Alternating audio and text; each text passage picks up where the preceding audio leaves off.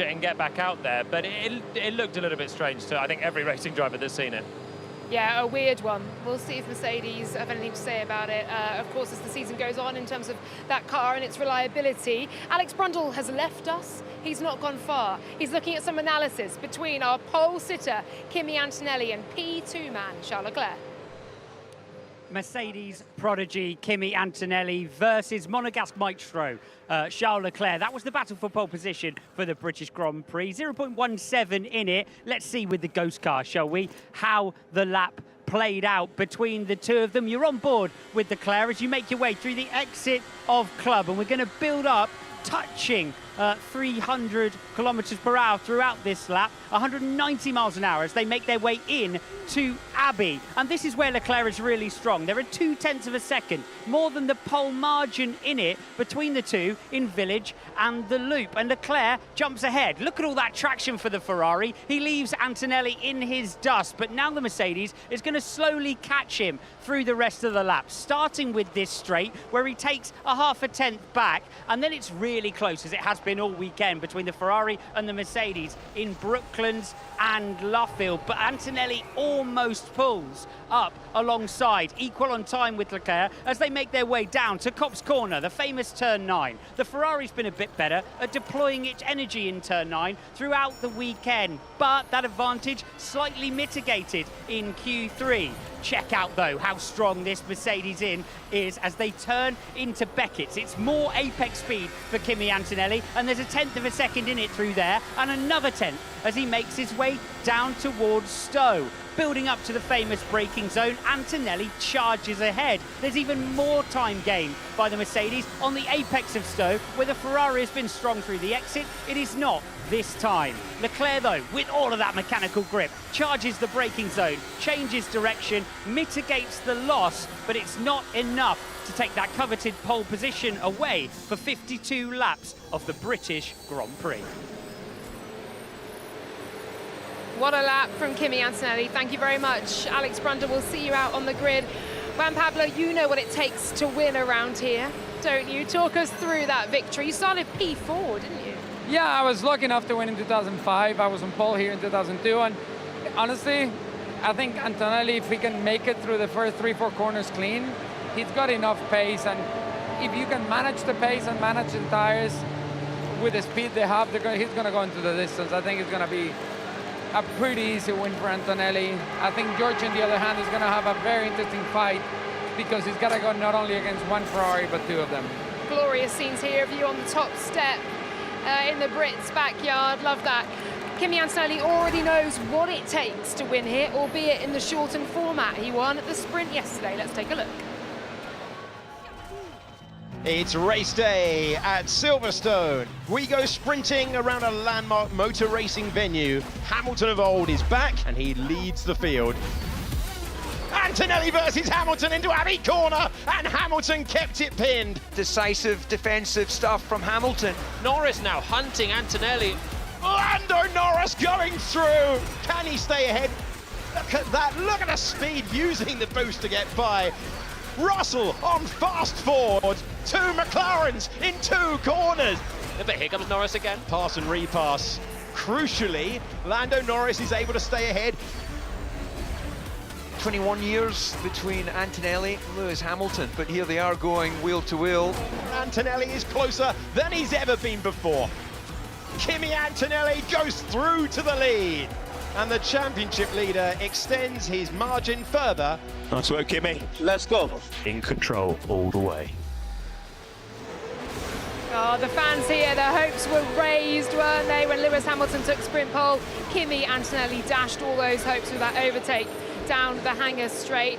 It's going to be a game today of energy deployment, isn't it? When to deploy, when to harvest. What will the likes of Antonelli and Russell at Mercedes, who are the favourites here on a very power-sensitive circuit, what will they have learned from that? I think the big lesson is leave it alone, let the car do its job. Because when you try to compensate for it, you're going to end up paying a higher price. So I think if you have enough speed, you want to force people to use the overtake and burn more energy where they don't need to, and you end up making much easier passes. So you need to be smart about how you manage the energy. Personally, I think if you let the car do its job, you're going to be fine. Alex, how difficult does it appear to be, this energy deployment, and knowing when exactly to do it? The question is if the others will leave you alone long enough to let the car do its job. That's the issue. And when you look, for example, at the two Ferraris towards the front of the field, you know how quick Russell is theoretically going to be in that Mercedes. You've got to try and stop people bothering you, because as soon as you get off sequence with the energy, you lose a huge amount of time, and we saw that in the sprint. Yeah, Russell was the perfect display, wasn't it? They got the great package, but if everyone else goes bananas around you, you can't help but need to pass the back in certain places, so you have to use it really efficiently. If they get away cleanly and they can make a break on the first lap, I do think there'll be a way, but it's everyone else's job to stop that happening. So if you're Ferrari, you've got a medal. Who knows if McLaren, from 6th on the grid, Lando Norris overtook Kimi Antonelli on the first lap yesterday, and George Russell. So, you know, anyone can medal in that top pack. It's so difficult to keep them behind if you're just concentrating on yourself. Yeah, the hard thing there is you need to be conscious enough that by the end of the lap you're going to be out of energy and you're going to get them back. So you cannot get caught up on the moment. You need to be calm enough and mature enough to understand, yes, they're going to pass me, but I just got to stay a little close and I'm going to get them back. So, you know what I mean? It's a give and take. It's not easy as a race car driver to be cool and don't go with the reaction of, I can do this. And, you know what I mean? Personally, I think from my understanding, George was playing around a lot yesterday, trying to deploy energy. And I think Kimi was just letting it happen. And energy aside, the Grand Prix aside, they've had a little warm-up today, our drivers. As we told you earlier in the weekend, the drivers' parade was once again in Lego cars. Not joint team Lego cars, each of their individual Lego cars. I pay good money to see you three in this, out there on the track. Look, they've got themselves in the gravel as well, just ridiculous. I think it's amazing. I think it's really cool. I built a lot of Legos. I think they should get them rebuild the cars, because that takes a lot of hours. Building when you have the instruction manual is really easy. Rebuilding, believe me, I have dogs, it's really, really difficult. Jolien, would like to see you one of these? Yeah, keep dreaming. If they build them themselves, maybe they wouldn't have driven them all into the gravel straight away. Great stuff, right.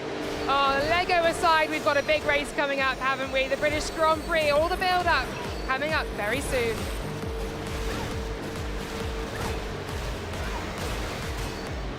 Right, so here on F1 TV, we're going to bring you some interviews we managed to snatch from that drivers' parade. We've got some British drivers with hopes here on home soil. What can they do amidst all the pressure that comes with driving at home, all the energy that they can get from the crowd? Let's hear from them, shall we, including P4 man George Russell. George, how was that? I got stuck in the gravel again 2 days in a row. Not ideal, but it was good fun. Great to see everybody. Thank you so much for coming out. It's so awesome every year, Silverstone. So just hoping we can have a good race for everyone today. That's Arvid, your first British Grand Prix. How have you been finding the atmosphere in the weekend so far? Yeah, it's been amazing. I mean, it's an unbelievable track to drive, but I think what makes it even more special is the fans. You know, my first home race, seeing so many Union tracks around the circuit has just made it even more special. I'm feeling good. It's going to be a long race. I think we've got a good fight with the Ferraris ahead. Obviously, Kimi's doing a great job. So I'll be trying to move forward, try and fight for the win, and then see what we can do. It's incredibly special to be back. Coming into the paddock every day, I've been pinching myself. Just the amount of support from the fans is insane. Yeah, it's incredible, and the track is definitely up there as one of the best to drive as well. So really, it's a good weekend. Thank you so much. Every year, it's just getting bigger and better. So thank you so much. Enjoy it, and hopefully I see you in a couple of hours. Thank you, everybody.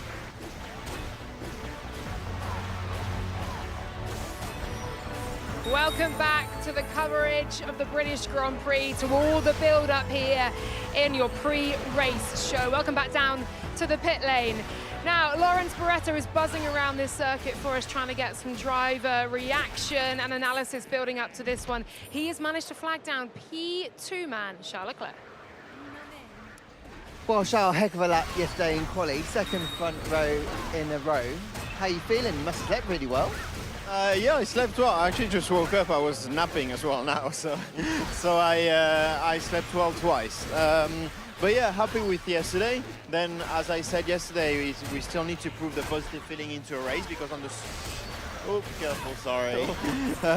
On the Sunday in Austria, it was a bit of a difficult feeling, but I'm more positive this time because yesterday the feeling was really good. So I really hope I can carry that today in the race. Just quickly, do you always have a pre-race nap? Yes, I do. Whenever I can. I mean, sometimes I struggle to sleep just because there are too many things going on, and so I've got like 10 minutes. But this time was a 40-minute nap, so yes. Wow.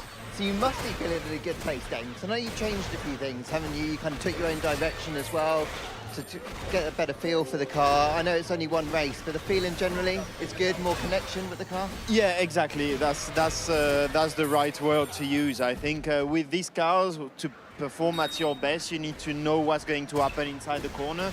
And before this weekend, it just didn't click, so I was more reacting on what the car will do, which is not a nice place to be in. But yesterday, for the first time, I knew exactly what the car will do in a corner, and so that helped me. But yeah, today again, we need to confirm that. I know it is obviously a long way to go here, and Kimi and Mercedes look quick. What's going to be the key, do you think? Just get yourself in the mix and give yourself a chance. Well, obviously a good start, and then we'll have to have the right targets. I think in Austria they were just too quick and we focused a bit too much on them and we lost out to others. Today we must not repeat that. So if we are fast enough to fight with them, then we'll take risks to try and win. If we are not, then we need to accept and to keep that second and third as much as possible. Well, best of luck. Let's hope you can take some risks out there today, show you that position. Great stuff. Thank you very much. And from a walk and talk to the drivers' parade, Charles Leclerc has also just arrived in the back of the garage there as well. Jolyon Palmer and I, both newish parents, raised eyebrows at the thought of a 40-minute nap. We were enjoying that. Can you imagine having a 40-minute nap today? Well, I don't think there's adrenaline coursing through his veins at this stage for a front row grid slot at the British Grand Prix. I mean, sometimes I wake up quite early for a big day of broadcast, let alone about to drive one of these things and attack a Grand Prix victory. But super chilled.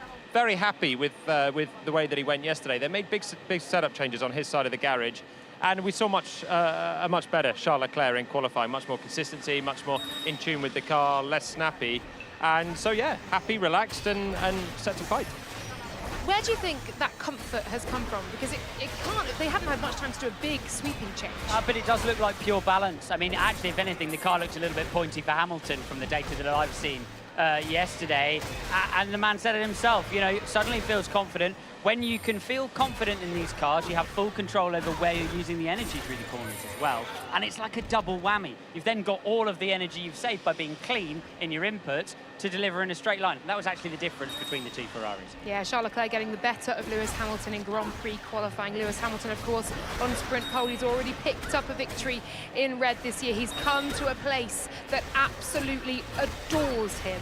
Let's hear from the 7-time world champion.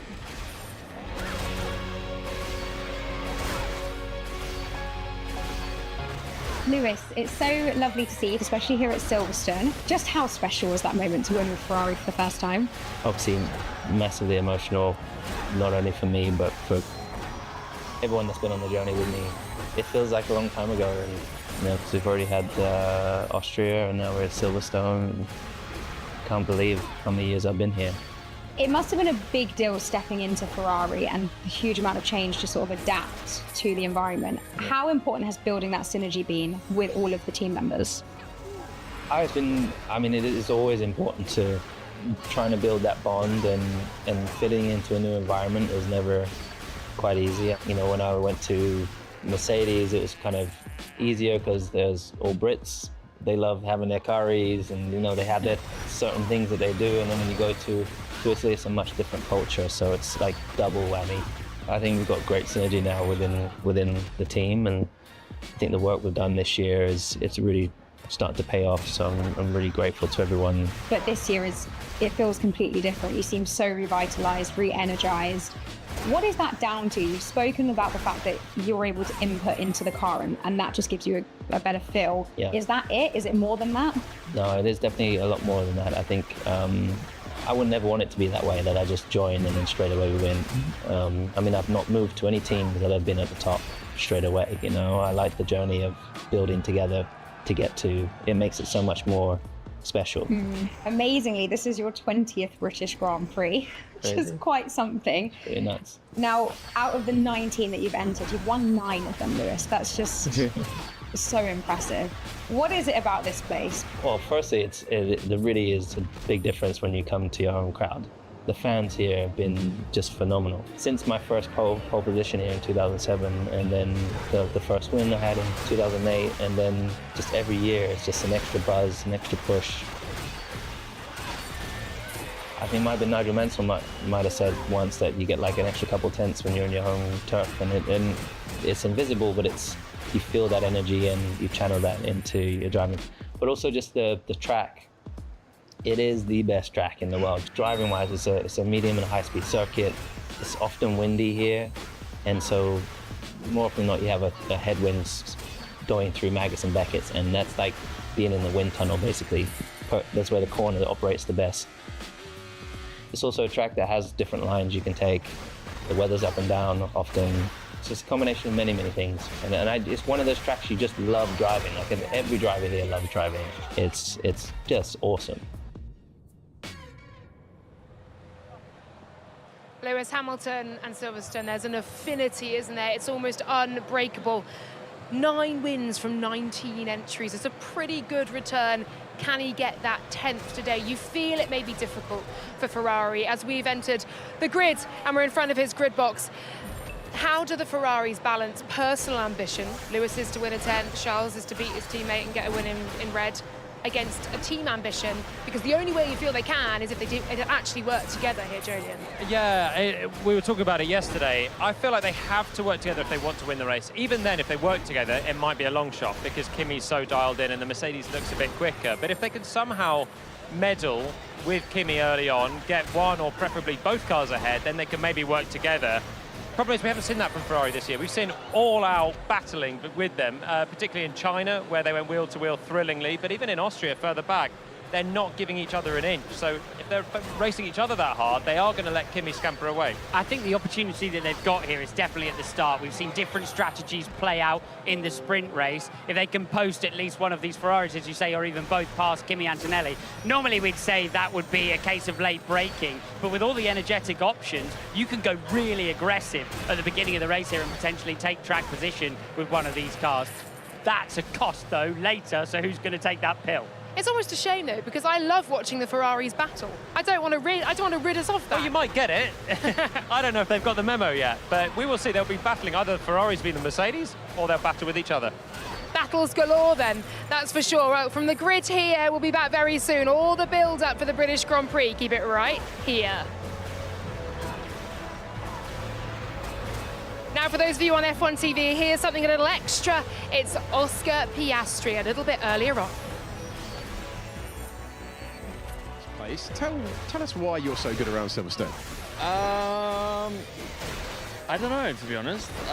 It's always been a fun track for me. I think the high-speed corners are normally where I'm at my best, I would say. So there's normally a lot of high-speed corners around here. So maybe that's why. Tell me about this weekend so far. Where's the limitation been? Because you have had some lively moments in the McLaren this weekend. Yes, it's been very lively indeed. The rear's been a challenge so far. So. Yeah, hopefully it's calmed down a little bit today, but it's certainly not made our life easy. And what can you hope for? Are you aiming for the podium? Is that possible? I think the podium's going to be tough, but hopefully we can make some progress. I think, in a normal race, beating Red Bull is probably our main target, but I think we saw the first few laps of the sprint yesterday were anything but normal. So if we can get ourselves in the mix and get involved, then maybe we can finish higher than that. And just wondering, with the deployment that we saw on the opening laps, it was absolute chaos with who was going for it early, who was going for it late. Have you tweaked your approach for the Grand Prix today? I mean, we've certainly reviewed it, but I'm not sure you can have an approach for that kind of racing. You kind of got to see how it's going on the fly. And the thing is, with the boost button and where you got to use your battery, you have to commit to things really early. So sometimes that pays off, sometimes that really bites you. So yeah, we'll see what we get today. Go well out there. Thank you. The British Grand Prix, here we go then. It's been packed out all weekend. These fans, so special here, so passionate. They support pretty much everyone, but they show a little extra something for the British drivers, don't they? Well, we can hear the roar of engines in the pit lane. That means it's time for Alex Jakes at green light. We are racing for a green light at the end of the pit lane. And it's coming any moment now. A Cadillac ahead of a Racing Bulls, ahead of a... There we go, green light at the end.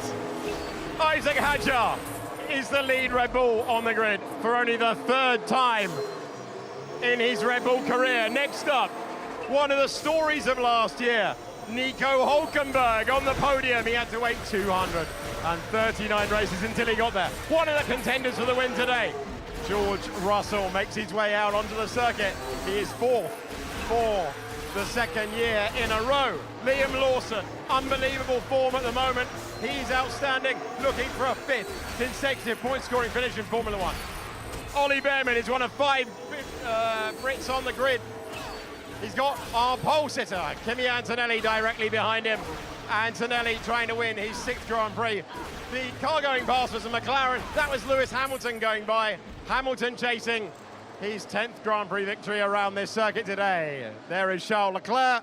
Charles Leclerc going out on the front row at Silverstone for the first time in his Formula One career. Amazing. He could have won this race a couple of times in 2021. He could have won it. Lewis Hamilton got by 3 laps to go. He should have won it in 2022. Here is Pierre Gasly, driver who's made a habit of scoring points, but Alpine have lost form recently. They're looking for a response. They're looking for a change. Just to tell you the architecture of what's going on down here, there's no start position. The actual practice start position well onto the circuit. So we're getting the drivers. It's very, very expensive highway down here, to be honest. The drivers roaring through, amazing sight, amazing sound. We're building up to the British Grand Prix. Thank you, Alex Jakes, a very excited lead commentator down there, isn't it? We love Alex Jakes. Green light, we'll be back with him through the course of the British Grand Prix to call this one home. All right, Isaac Hadjar then, P5. What a performance to beat his teammate, albeit Verstappen had some issues. Still, though, some comfort he's found in the car, Alex. Where's that from? Yeah, Verstappen had a couple of straight line speed issues throughout qualifying. Isaac Hadjar's now out-qualified Verstappen more times this season than he'd been out-qualified by his teammate the last 3 years. So that gives you a feel for how well Hadjar's doing. Had a bit of a moment in the doldrums, didn't he, after the most recent upgrade, but it's an important moment psychologically for Hadjar, who's stepped up once more and been a strong teammate to Verstappen. Okay, what is going on with Max Verstappen? We know that he's not entirely comfortable in these cars. He's not truly finding an affinity with them. What was going on in qualifying, and what can he do in the race with the car locked in? I think Hadjar's doing a good job, but Max was down on power. So Red Bull were actually contemplating taking Max out of Parc Fermé, putting a new power unit in and hiking him to the pit lane. They haven't done that because they still think something's salvageable from 7th on the grid. It's not huge, to be honest, but it's clear to see that he's down. And it's so power sensitive here that it is costing him in numerous areas. I don't think they had the pace to challenge the top 2 anyway, so they probably see their fight as with McLaren today. Max's point, though, after qualifying is that for the race, it's really problematic because you basically have to use more energy to fill in the gaps. And in qualifying, it's one thing when he can dump it all. Lap on lap in the race, it's going to be really difficult. Yeah, the good thing for him, though, is that the cars that they're most likely to be fighting are also one of the slowest on the straights. McLaren, even though they got the Mercedes power unit, they don't seem to be able to unlock the same speed as Mercedes on that on the straight. So whether they're carrying more drag or they haven't got their deployment sorted, Red Bull's battle is it's not going to be easy for Max not having that straight line speed. Certainly it's going to cost him, but if they end up fighting with the top 2 rows, that's going to be trouble. But maybe to beat the McLarens, they think they've still got to fight. Racing Bulls, though, can we talk about them? Because in the fight for best of the rest outside the top 4 teams, we're seeing Alpine and Racing Bulls coming sort of to the fore each race weekend. It's in Racing Bulls' hands at the moment. Lindblad out qualifying Lawson on home soil as well. What do you make of their performance, and what can they do today? Is their fight behind over their shoulder rather than looking ahead here? I wonder what their fight is today, actually. They're too slow for the guys at the front. They're too fast for the guys behind them. So their fight is probably with each other again. They've got a little private gap, haven't they, in the middle of the field. But I think the sea change in Austria was they could actually race where they qualified. This is a very different circuit, of course. We've seen that with Ferrari and the way that they're performing here in comparison to Austria. So we'll see if they manage to retain the race pace into this weekend. Also, Lawson actually beat Hadjar to the final point in the sprint yesterday, and he showed that he's not afraid of racing with Red Bull. So if they get a chance to make a good start, I don't think in the long form of the Grand Prix they're going to stay there. But they're actually close enough to have a bit of a go on the first lap and not be too worried, I think, about those behind. What do you think that feedback from Alan Permain has been like in the last week from the sort of tete-a-tete they may have had in Austria? I know what it would be. Yeah, go and on. I can't really repeat what it would be because not on there. We can't use Keep that it clean. language. But it would be basically don't muck around. What we say is what you're going to do. Yeah. There was a bit of a team orders moment. Lindblad passing Lawson. It wasn't supposed to. That wasn't by design. They swapped the places around. That sort of thing is when you have the car for the top 10. Is when you open the door for rivals, so they need to make sure it doesn't happen again. You say over the last week, Laura, that was a 10-minute meeting. Okay. Turn up, tell them, send them. Exactly. And that's about it. And two drivers who know that they want to keep their seats. Very quickly, Alpine, Audi, can they bother the top 10? Not in a clean race, but for me, Audi, just outside of the points, is still dreaming of getting back in the points, and I don't think the top 10 will finish there. I mean, there's too much going on, safety car chances, incident or reliability on a long day. Gasly takes a grid penalty, wasn't actually far away in terms of qualifying pace, but he's got more fighting to do being further back. Great stuff, thanks guys. Much more build-up to come here at the British Grand Prix, including a grid walk with these two. Alex Jakes then, green light, a bit more for F1 TV viewers here. How is it looking down there? Oh man, it's so loud. I'll tell you why it's so loud down here. This high wall that we have here means the sound of the V6 turbocharged engines reverberates. And I gotta be honest, it's the first time I've ever felt this with a green light here. I'm trying not to get as excited as I actually am, because we've got an epic 52-lap Grand Prix still to come, and there's going to be a lot of action in those opening laps. Different speed laps through the pits. Lewis Hamilton very, very, very slow. Be interesting to see whether he replicates that on the formation lap later on. Remember, you've got the Ferraris next to each other. Hamilton behind Charles Leclerc, only 8 meters behind as a result. Nico Hülkenberg did multiple reconnaissance laps on the way through. So did Lando Norris. Be interesting to see whether they are getting a feel. And one thing I'll tell you about these laps to the grid that we get at the moment. Kimi Antonelli said yesterday, as we see Ollie Behrman go by, he said, I got out onto the track and I immediately felt good on the reconnaissance lap. This part of the weekend is giving drivers confidence or letting them know that they are in for a really, really tough weekend. That was Carlos Sainz going by. He is a former winner around here. So is Max Verstappen. Can't be better, can't be worse than yesterday for Max Verstappen. He was really struggling. Hamilton is a 9-time winner around here. Charles Leclerc is the lead Ferrari. And there is the driver to beat, Kimi Antonelli on pole position.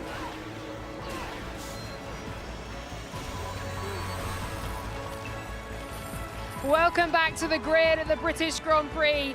The atmosphere is absolutely electric today. Do you know what? It's been electric all week, even Thursday. Before we saw action on track, it has been spectacular. So much support for our British drivers, no least Lando Norris, of course, winner last year, defending champion Billy Munger sat down with him. Lando, back here at Silverstone, 1 year on from your first ever British Grand Prix win. Talk me through how it feels to be back here at Silverstone.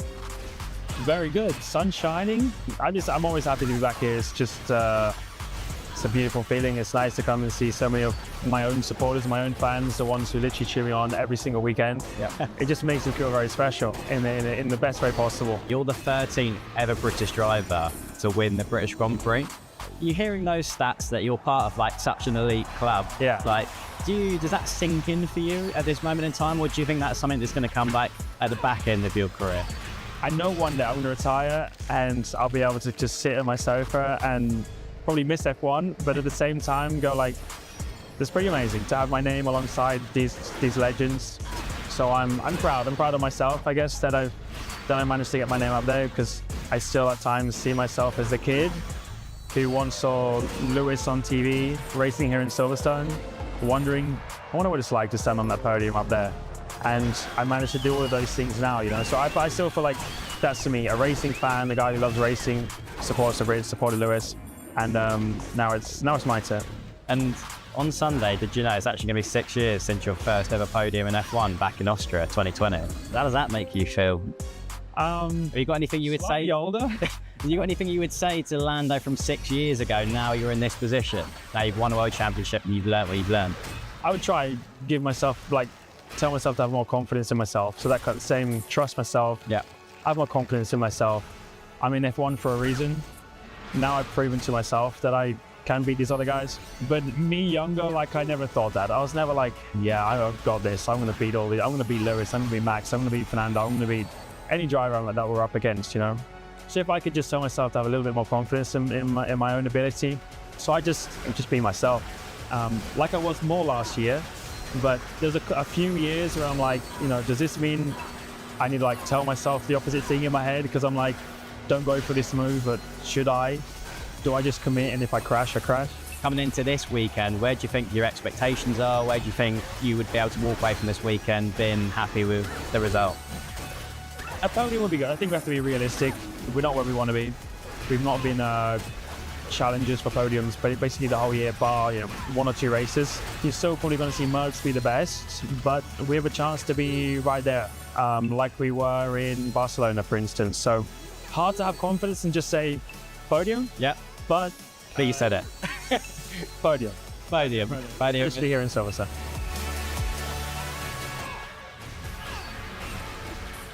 He's already got a podium though, hasn't he, in the sprint? A really impressive one for Lando Norris. It must be so difficult for McLaren, Lando Norris, Oscar Piastri to no longer be fighting at the front. Such is motorsport and the changing of regulations. What can he do from P6 based on what he did yesterday? Long shot is to get back to a podium. I think we'll see McLaren go aggressive at the start again. I wonder how aggressive, because I think even Lando thought they maybe overcooked how much they deployed their energy in the first half of the lap. But yeah, they have to go aggressive, a little bit like Ferrari with Kimi. You've got to do something different if you don't have the inherent pace, and get your track position, hope that something else comes, because I think they are a little bit slower than Ferrari and Mercedes. So if they can get there, maybe they can stay there. It's a long race, we're expecting it to be one stop, so the strategy is not really an option for everyone. You just got to hope that you can produce some magic and hang on. As I said before, I think McLaren v Red Bull is the fight that they'll hope to pick up the pieces of something else. Do you think they can have a sniff at the Ferraris ahead, or is it with those guys next to them? I think it's going to be difficult this weekend. What I'm hearing from the team is it's sort of a combination of multiple efficiency issues, a bit of gear ratio, a bit of balance, a bit of PU setup and systems, and then fuel management, race management, and all of that together was why Lando Norris was a bit upset at the end of the sprint race yesterday. Can't we just get it right, or similar? I'm paraphrasing him, but essentially he was upset just with a load of tiny little details that have to be absolutely right if you're going to go and take a car like that and bother the Ferraris and the Mercedes of this world. What can Piastri do then, do we think? He's just been struggling that little bit more, hasn't he? Yeah, he loves this place as well. It was so fast last year and actually nearly won the Grand Prix. This year he's just not looked quite in sync. He had a big spin on Friday in the high speed. The McLaren, like it has for both drivers, not really dialed in terms of cornering pace. They're missing a little bit in straight line speed as well. And Oscar's race yesterday was a bit underwhelming, where he's just missing that little bit. And you get shuffled through the pack, and with their top speed, they're struggling to make it up. And from 7th on the grid, he's got plenty to do. 8th on the grid, sorry. It's going to be a big call on a safety car somewhere, isn't it? That puts them in track position. Then the question is, even then, could they hold on to it? I'd say probably not. Well, this circuit offers opportunities, doesn't it? At least in energy deployment. Jolyon Palmer and David Coulthard know a thing about that. Here's their hot laps.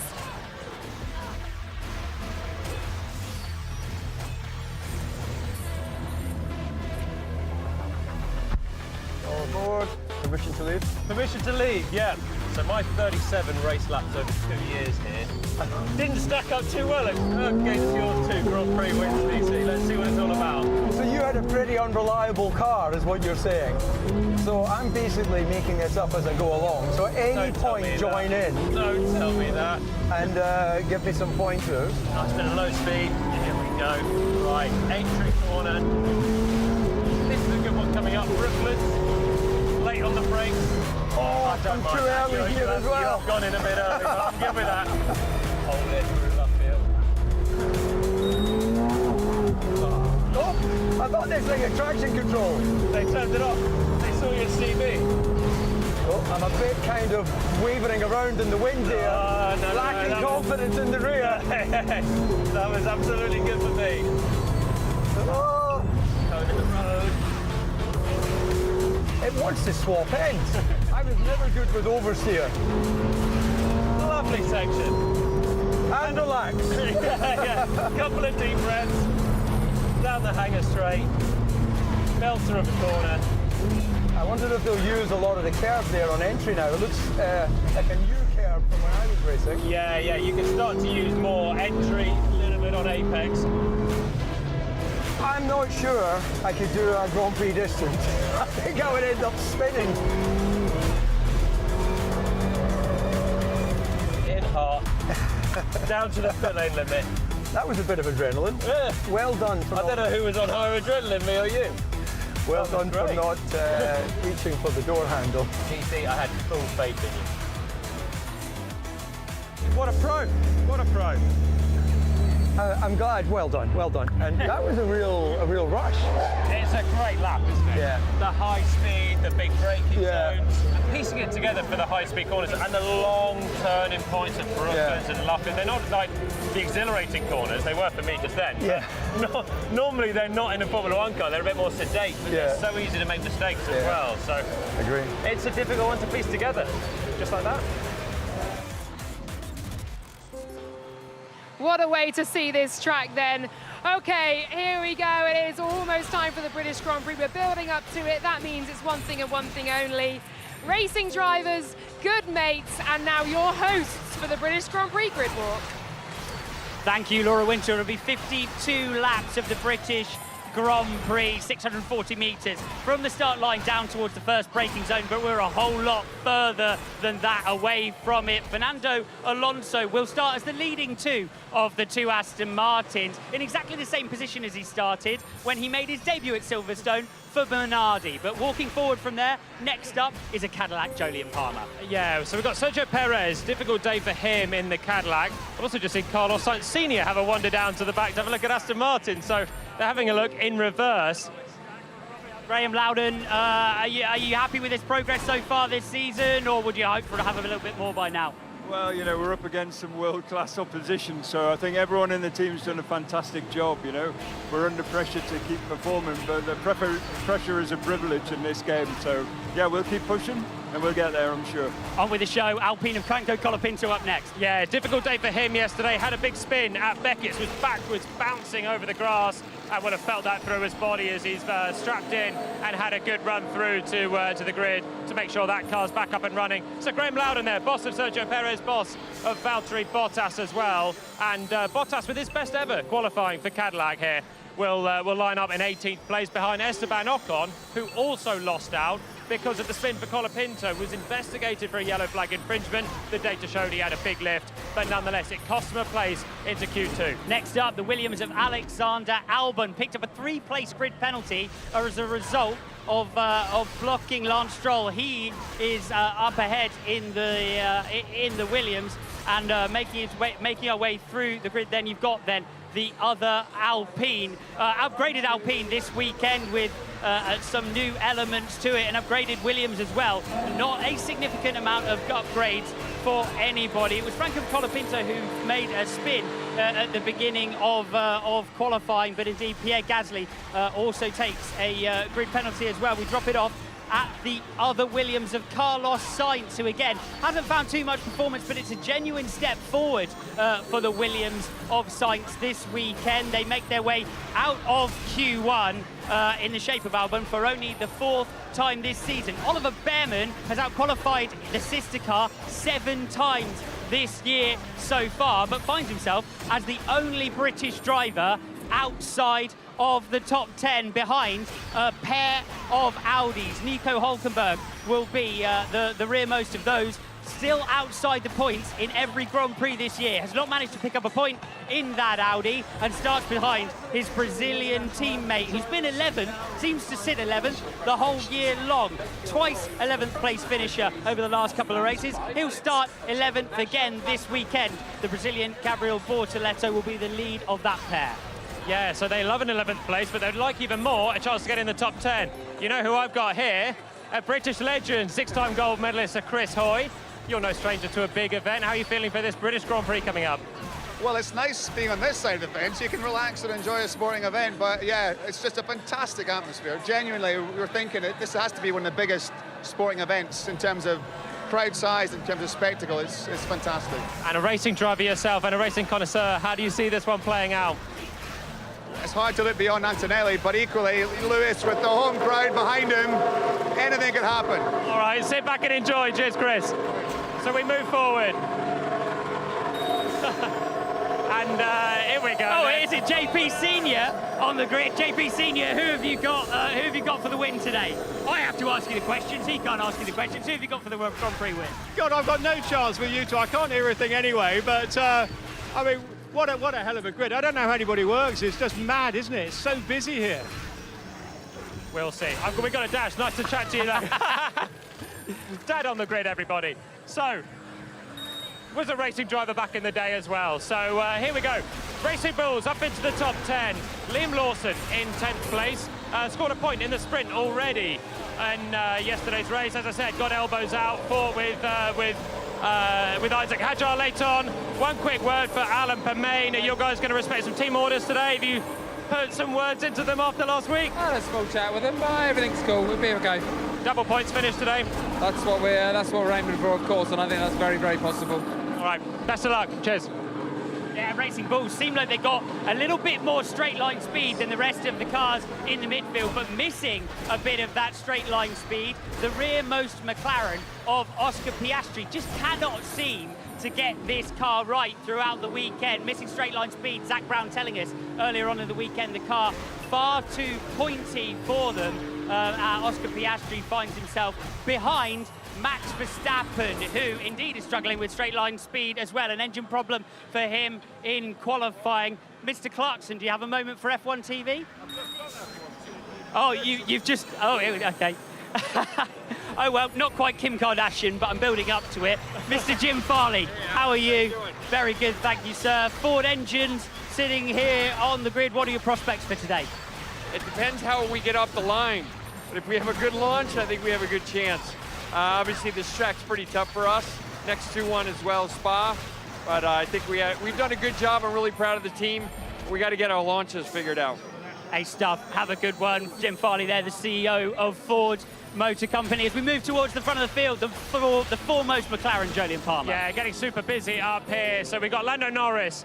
Won the Grand Prix here last year. Reigning champion turns up with limited chance for a Grand Prix win, you got to say, but they're really hoping to get this car to a podium. Let's see if I can dive in and get a word with Zach Brown, if possible. Busy man up here.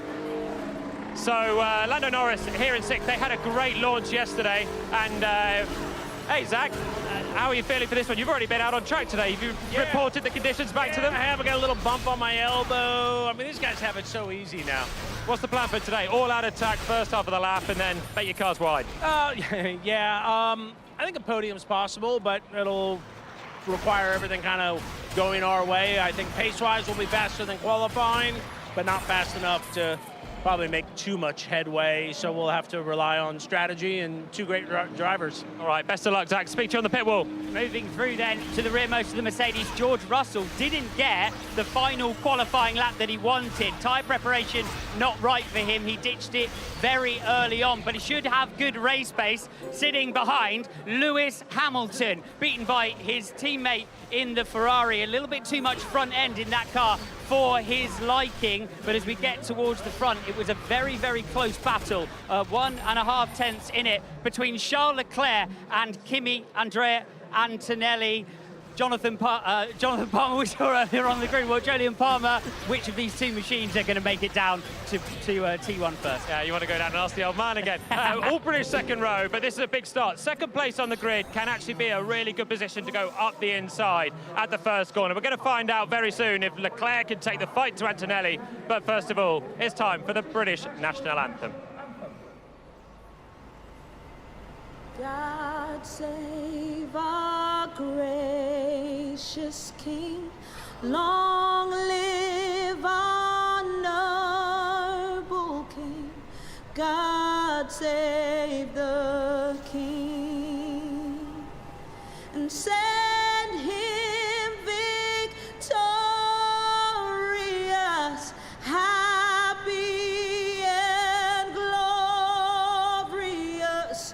long to reign over us.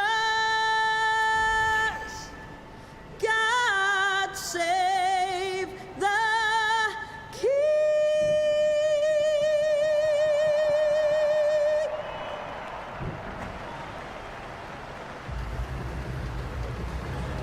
Huge energy, big vibes here at the British Grand Prix. Fresh from the grid walk, wiping the sweat off his brow. We're working Alex Brundle mighty hard here. That grid is something special, isn't it? I feel like I've just been microwaved out there. That was a great fun grid walk, pounding through from the back to the front. But it's going to be such an interesting British Grand Prix. I love that you got Jonathan Palmer on the show as well. It's a British Grand Prix tradition now to make Jolyon Palmer feel as uncomfortable as we possibly can and force him to interact and broadcast with his own father. He wanted no more than one question. That's for sure with JP Senior. I wanted to go back and ask him who his pick was once more because he would not commit. Should we find your dad as well?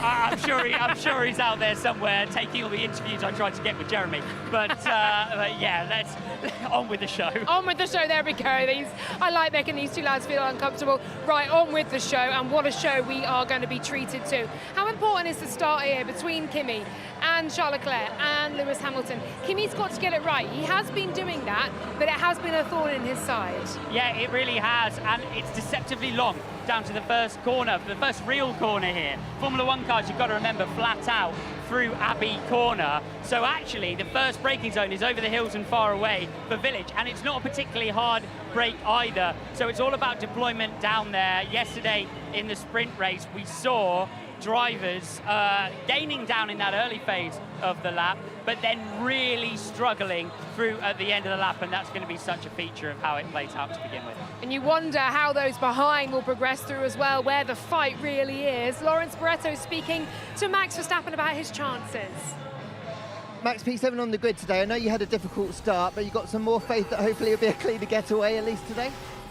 From the starts that I've done today, there's not a lot of improvement.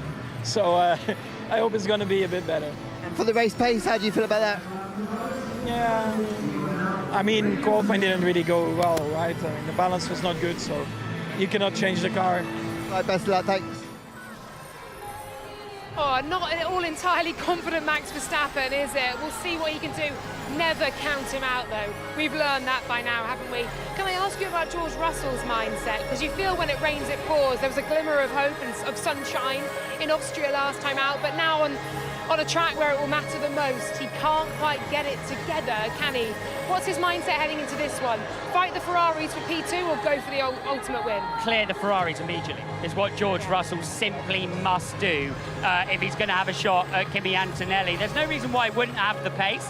We've seen him have the pace in clear air, but we've also seen how much drivers lose when they battle. I think these Ferraris are going to be 3 or 4 tenths back ultimately from Antonelli in clear air under race pace. So if George Russell has to wait for a single lap behind them, that could be enough to give him problems. The music is absolutely blasting on this grid. It's goosebump stuff. Lawrence Barretto has found another racing driver. It's Liam Lawson looking at points today. Hey Liam, I'm enjoying talking to you on race days these days because you always seem to be in the top 10, another top 10 start. What can you do today? Get a few more points from where you're starting? I mean, I hope so. If all the quick rides finish, it's pretty hard for us. Honestly, we're sort of fighting for 9 and 10, but even that would be a great day today. We'll obviously try and get off the line. I had a really bad start yesterday, so hopefully we can fix that today. But it's been working well recently. Does it feel like you've just got a lot more confidence these days in the car, or just down to the fact you've got a fast car to work with? Yeah, I mean, the car's been getting better and better every weekend, so I feel really good. Honestly, been working really hard outside of track as well, so yeah, things have been good recently, but obviously very focused on the start and the first few laps today. Well, keep it going today. Thanks, Liam. Racing Bulls then looking at double points. I'll tell you what, we're talking about dads here on the grid. Kimi Antonelli is flanked by his dad Mario there as well. Now Bono speaking to him about what is possible today. I'd love to be hearing this.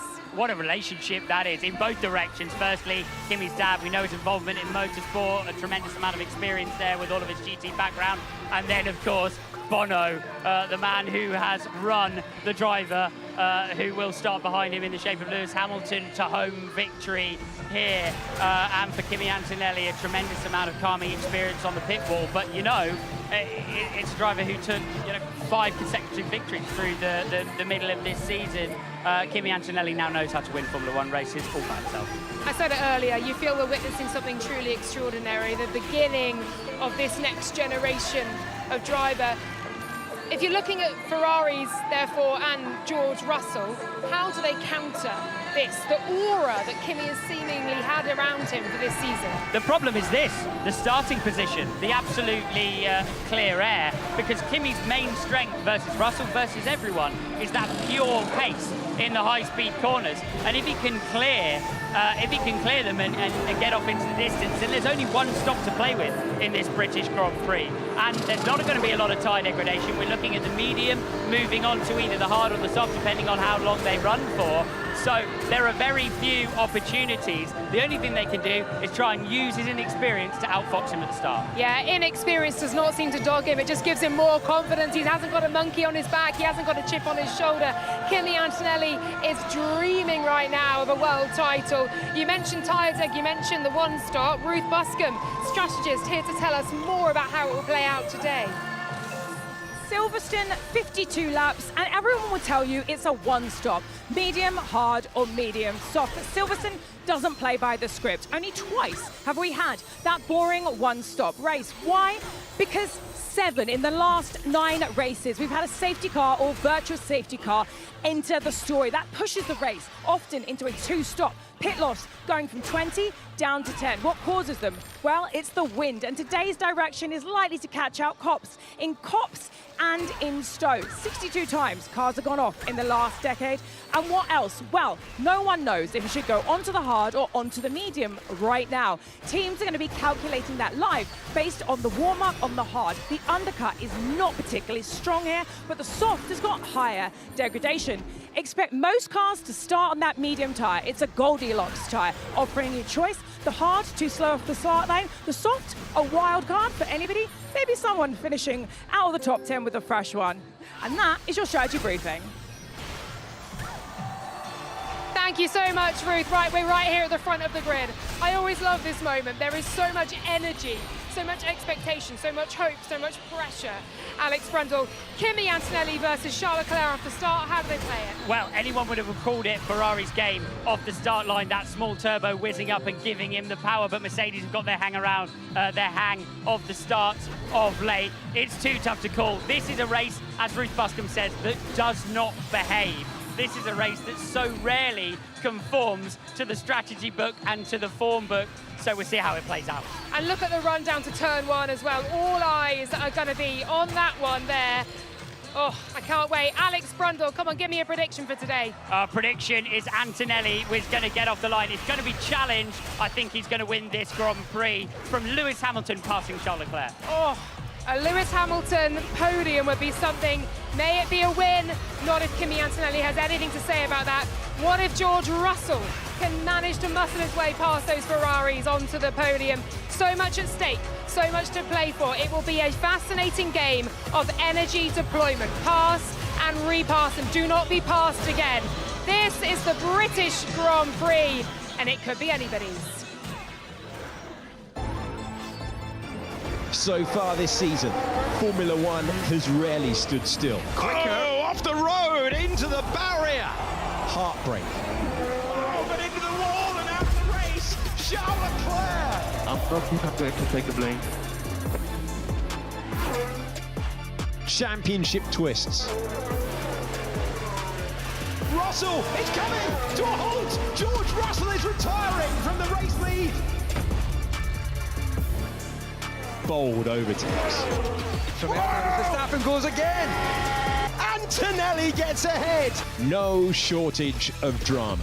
The 7-time world champion and the 4-time world champion separated by millimeters. Next up, the British Grand Prix. Back to where it all began.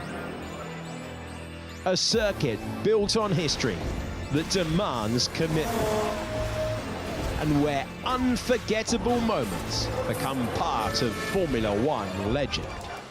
From wheel-to-wheel battles through Copse,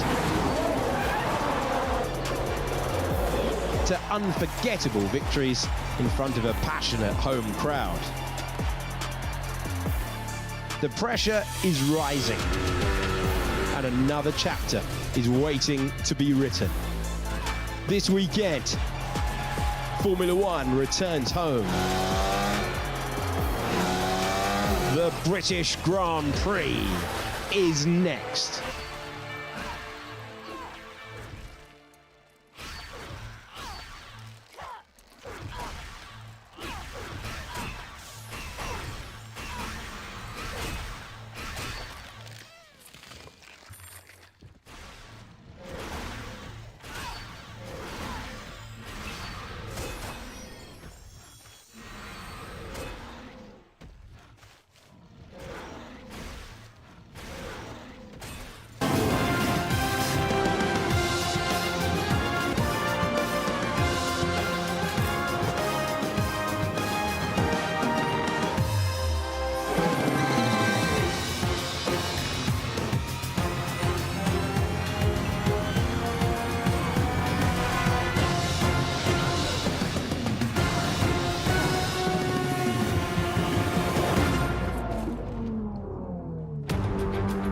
It's time to come home. The home of the Formula One World Championship and our home, British racing fans, the place where we all belong and the place that stages round 9 of the Formula One World Championship in 2026. It's Silverstone, packed to the rafters this weekend. 564,000 people across the 4 days is the official attendance, a record for Silverstone and a record for any Formula One World Championship event. Thank you to you all for coming along and making this event as great as it is. And thank you to you, watching wherever you are in the world, for joining us on this Sunday afternoon. Here are the tyres for this weekend. C1, C2, C3, they're all behaving themselves, and it should be a one-stop race today around this 3.66-mile circuit. 52 laps to come, and Silverstone looks absolutely splendid in the summer sunshine. A little bit of a blustery wind around, of course, we're a former air base here. You always expect that, but the track temperature is high, and the air temperature is high too. And the starting grid will have 22 drivers on it, with Fernando Alonso moving off the bottom spot because his teammate Lance Stroll has taken a power unit change for an extra 10-place grid penalty. Ahead of the two Aston Martins, Sergio Perez in 20th, where he started his last British Grand Prix. Franco Colapinto's 19th. Valtteri Bottas starts 18th, his best Q1 of this season. Esteban Ocon 17th, out in SQ1 and Q1 this weekend. Alex Albon starts 16th for Williams, and Pierre Gasly, a 3-place grid penalty for impeding Lance Stroll, is 15th. Ahead of him, Carlos Sainz, best start since Monaco. Ollie Behrman, fastest Haas for the 7th time in a Grand Prix this season. It's an all Audi row 6. Hulkenberg in 12th. Gabriel Bortoletto finished 11th on the last 3 races. Liam Lawson's 10th alongside his teammate Arvid Lindblad, the rookie, on the grid. And then row 4, Oscar Piastri starts 8th. Max Verstappen, his lowest start since Suzuka, and he said he'd rather have started in the pit lane with an engine change. Lando Norris starts 6th. Isaac Hadjar 5th, out-qualifying Max for the 3rd time this season. George Russell alongside Lewis Hamilton, an all-British 2nd row, and the front row is Mercedes and Ferrari too. Charles Leclerc, his highest ever Silverstone start, and Kimi Antonelli on pole here for the first time in Formula One after winning the sprint race yesterday. Martin Brundle, we are set fair for an epic British Grand Prix. Absolutely looking forward to this. Second longest run down to the first corner on the calendar, 650 metres, and it's a fast corner when you get there, so they tend to still be bunched up into turn 3, and we see some problems. Great minds think alike. All the drivers on the grid, 22 of them are on brand new medium compound tyres. It's expected. This is a medium hard one-stopper, but of course there are all sorts of other reasons why that might change. It won't be rain today. Could be a safety car, 60% chance of some kind of safety car at this circuit. And it's not that there's not service roads or decent runoffs. It's just, it's so fast. And you tend to go a very long way into a very big gravel trap or a wall if you do. So Kimi Antonelli then, the teenager, on pole position, and he is looking ever more comfortable in his role, in his fireproofs, in his Mercedes, in his team. He's absolutely getting it all together. And a chance today to pick up the Royal Automobile Club Gold Trophy and become the youngest ever winner of a British Grand Prix. And Martin, we come to a racetrack week after week thinking, when perhaps will the cracks start to show and the pressure start to tell on Kimi Antonelli? And we leave the racetrack thinking, no cracks this week. No, he's been a little bit wild from time to time. We saw that last weekend in Austria on the first lap, but he'll just sort that all out. And with so much support from his team and his engineer, Bono, he's got it all together. And of course, on this part of Buckinghamshire and Northamptonshire, it's time for the formation lap. It's normally rain bouncing off the circuit here, isn't it? A heat haze is such a pleasure to see. Now, yesterday, Antonelli had a slightly faster start even than the Ferrari, so Mercedes appear to have sorted that out, but time will tell. There's such a wide entry, as you can see down there in turn one, sort of 4 or 5 cars wide. So it can be a bit of a scramble, but it's very dirty on the inside off the racing line. And we've got an Alpine that is moving off the grid nicely. It looked like he was stuck there for a moment. So they'll do, but they're not allowed to go over pit lane speed limit until they pass pole position. That's just 50 miles an hour. So they'll do a little bit of a wheel spin back there. Then they've immediately got to stick to the limiter. From the helicopter cam, we can see how strung out the field are already on this formation lap. The 5th longest track on the Formula One calendar, so there's plenty of time for the drivers to poodle around a little bit faster than they did in the go-kart race, the Lego kart race that we had, won by Fernando Alonso, who may have taken a slight shortcut to finish off the lap.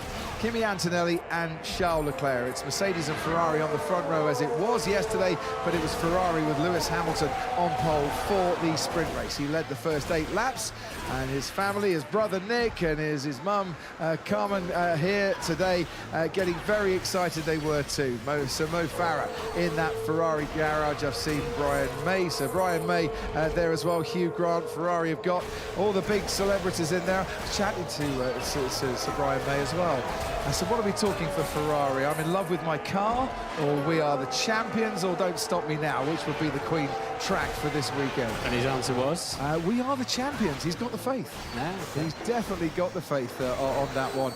They have the faith in the Lando stand, and we'll be waving those flags right the way through to the end for last year's winner from 3rd on the grid here. And as I said, 564,000, a record at a Formula One event. It really has been absolutely splendid. If you haven't come this year, well, come next year and don't think twice about it, and you'll be in great company, I'm sure.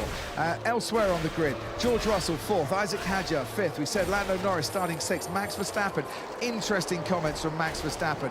If I had my way, we'd have done something different. It's going to be a complex race. I think he wanted a power unit change. Yeah, he was happy to start in there. We got an Aston Martin stopped out on track. We have Fernando Alonso in the middle of Beckett's. He's got it going. It's good. Fired up. Luckily with this era, the hybrid era of Formula 1 cars, you can restart them yourself. So, you know what that reminded me of? The F1 movie. Brad Pitt tried that trick, didn't he? Yeah. He's got just about as much age and experience as Brad Pitt on that one. Fernando Alonso will now bomb round the last few corners and will have hot tyres right at the start of this race, and we know from the movie, Martin, what that does. Yes, he'll be leading by the end of the lap. Absolutely. Fernando Alonso, slowest qualifier, by the way, qualifying lower than he did for his first British Grand Prix 25 years ago as a rookie here, driving for Minardi, and he's coming into the pits. This is not great for Fernando Alonso. It's been a very disappointing season for Aston Martin. 1, 2, 3, 4 DNFs already. Might even be a DNS. Did not start today. So we've got 21 drivers then lining up on the grid. I spoke too soon. And the pre-race starting procedure allows the revs to build up, and we will barrel into Abbey in a few moments' time.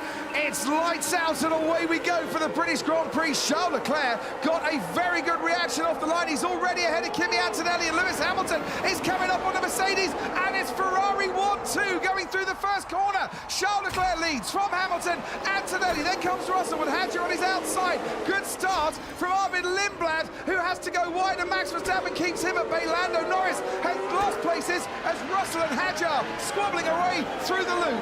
And then Antonelli already got George Russell on his tail. They don't really want to use too much battery power in these early phases, but they don't need the Ferraris to get away. Antonelli knowing he cannot forward contact with the Ferraris. He had to let them go. He knows from the sprint yesterday, and we've got 3 cars off in the background. That looked like Esteban Ocon in the Haas, and it was also going wide. Liam Lawson in the Racing Bulls, but he carried on his way. There were 3 cars going wide. Alex Albon is right down at the back, sadly for him in the Williams. There's his teammate Carlos Sainz, as we see the leading pack streaming through now. There's Max Verstappen ahead of Lando Norris. A decent start from Max, making up a place. Yeah, the Red Bulls got away nicely, didn't they? So it's a Noah's Ark running at the moment in the top 6. 2 Ferraris, 2 Mercedes, 2 Red Bulls, and then Lando Norris. Down the hangar straight and into Stowe, and Oscar Piastri thinks he's got damage. Last year's runner-up here who led for the first part of the Grand Prix. Now, into Vale we come. Charles Leclerc from Hamilton, from Antonelli, from Russell, Hadjar and Verstappen, the top 6. They were all trigger happy on their overboost yesterday in a 17-lap sprint. They're not doing that as much today. They know they've got to think bigger picture. Gravel on the so somebody's been very wide off the start line there. So they're not doing that so much today as Antonelli shapes up behind Lewis Hamilton. An action replay, really, of the sprint yesterday. So I think the 2 Mercedes drivers know they can just bide their time a little bit. But Russell does not need Hadjar past him. So Oscar Piastri is down into 18th, make that 19th as Lance Stroll gets past him, and it was Ollie Behrman in the Haas who got caught up, we saw, going off at Brooklands. Early stages here. The Mercedes of George Russell under pressure from Isaac Hadjar ahead of Max Verstappen. And Russell will be having to use up his battery to defend. That means he'll spend several laps then trying to recondition it, and he'll lose ground to the top 3. George really needs to try and break clear of those 2 Red Bulls, and we've got a yellow flag very briefly out there. Yeah, someone's gone off, as Hulkenberg, I think, was the one that's gone off, and he's now been passed by Behrman and Alonso down there at the bottom of the pack. Hamilton is 8/10 behind Charles Leclerc as they head into Stowe, make that 6/10 for Hamilton, picking up a slipstream behind his teammate, and at the moment the Ferraris holding the rest very much at bay as we ride on board with Max Verstappen. What are Red Bull going to do about this? You've got Hadjar ahead of Verstappen. Verstappen looks like he's faster in this phase of the race, or is he just using more energy up from his battery pack? But at the moment, it's all settling down now as they try to find out where they're at, work out how much grip there is on the track. They haven't been out since yesterday afternoon. There's been an awful lot of track action since then.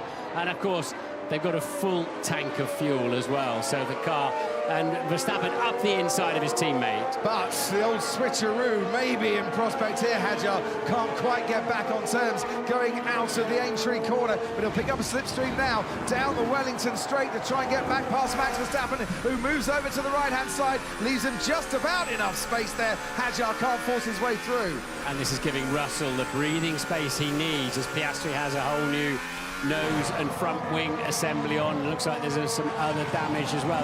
They struggled to get the old nose off, so it must have been very badly damaged for Oscar Piastri, who's down and out really effectively as there. Verstappen gets wide in Cop's corner. That's put Hadjar all over the back of him again. And behind them, then Norris can start catching up. But it's given Russell the breathing space he needs to calm down, sort his car out, sort his battery out, and get on with his race. Yeah, the battles are going on behind George Russell at the moment as Isaac Hadjar in that slipstream gains on Max Verstappen, but can't force a way past. They are, it might investigate Albon and Behrman for the turn 6 incident.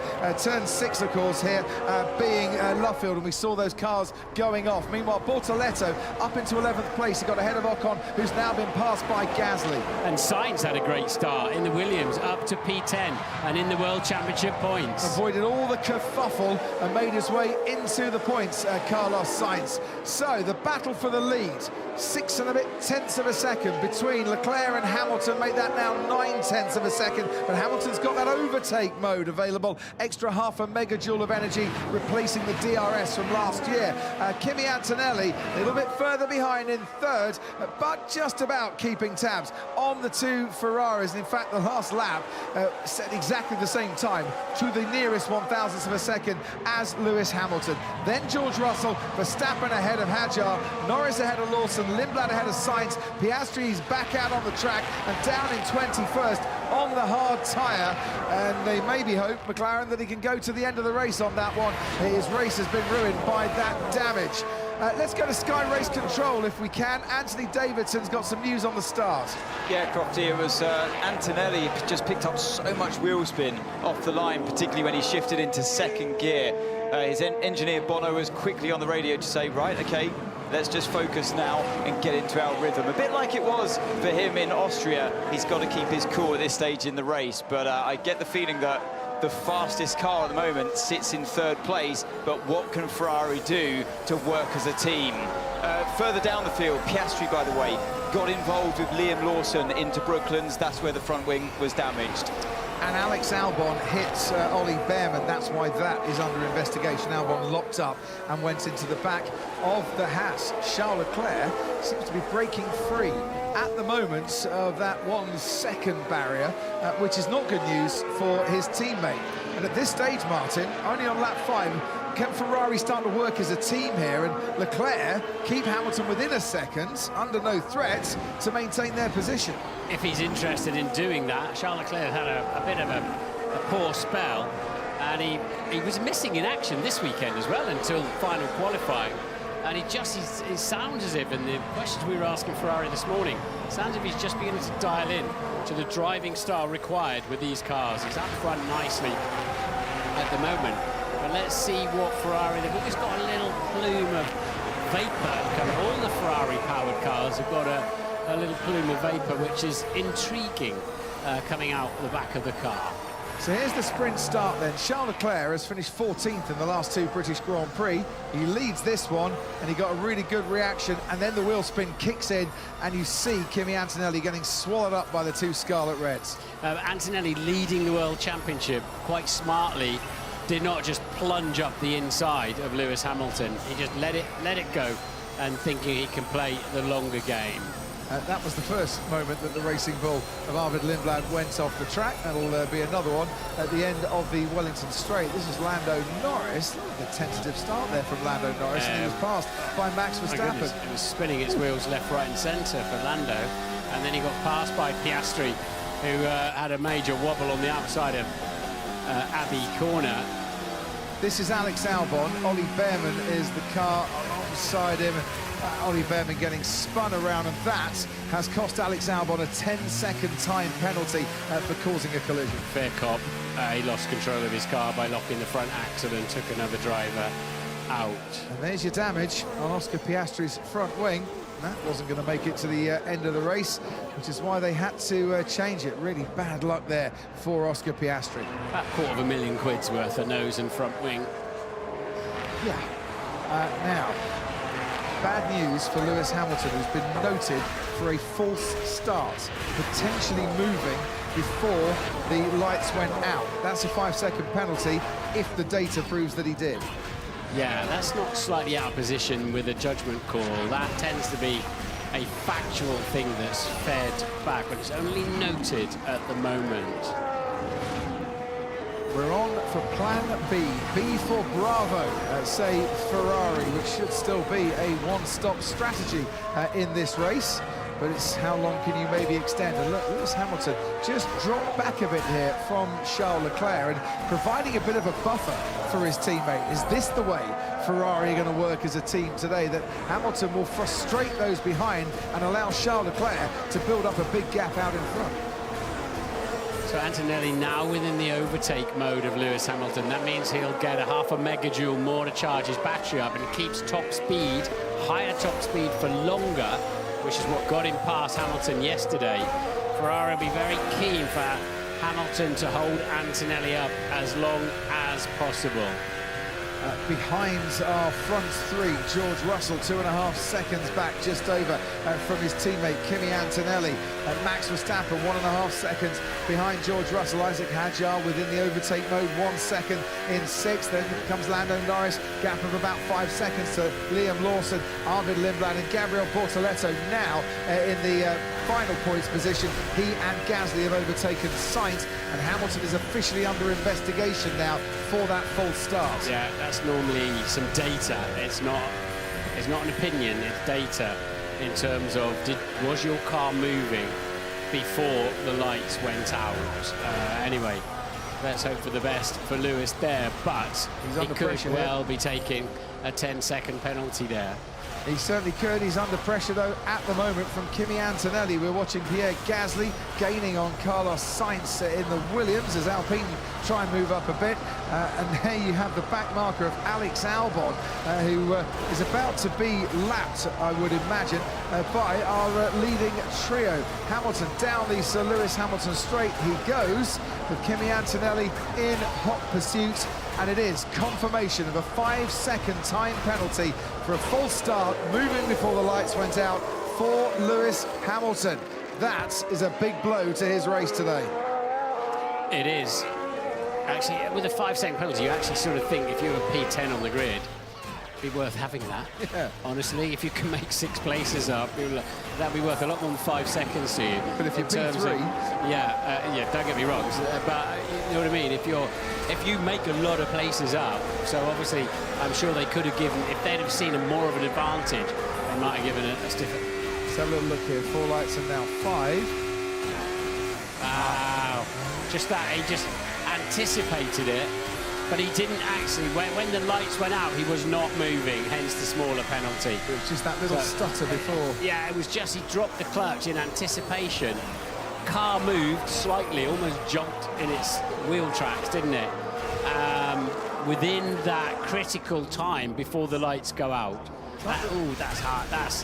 It's a fact, don't get me wrong, but that's a brutal penalty there because the car was not moving, but they are the rules. We've all been eager for this race right from the start of the season, and Lewis Hamilton as keen as everybody else to get it underway, and sadly, just a bit too keen on that occasion. And that's why it wasn't described as a jump start. He did not jump start, he was moving just before the lights went out. Because if you can just get your car, if you can just get your car rolling slightly, like we used to when it was a flag and none of those centres in the track, it made a huge difference to your first 200 metres. Certainly did. Gasly has got past Carlos Sainz and up into 11th place. Charles Leclerc, who in 2021 led the British Grand Prix until he was passed by Lewis Hamilton with 3 laps remaining, is in the lead and has been from the outset of this year's British Grand Prix by about 3 seconds from Hamilton, who's got that 5-second time penalty. Yeah. Do you remember what Lewis said yesterday after the sprint where he finished second to Antonelli? As soon as he got within my overtake, I knew I was in trouble, and that's exactly where Antonelli is at the moment. Max Verstappen going along really nicely, actually, in P5, very close to the pace of the 4 ahead of him. Just looking at Lewis Hamilton's tyres, Anthony Davidson, is he saying anything on the team radio about them? Yeah, I've been listening in properly. Unfortunately, it's going from bad to worse for Lewis Hamilton at this stage in the race. He's complaining of front left graining on that tyre, so that explains why he's dropping back from his teammate Leclerc here. Sainz 12th, currently ahead of Colin Pinto. A lot of action going on around him. There's a lot of action down that hangar straight, where Kimi Antonelli passed Lewis Hamilton in the sprint race yesterday. This time around he was a bit too far back, but this pressure is mounting and the challenge is coming, and eventually you get the feeling Hamilton's not going to be able to defend.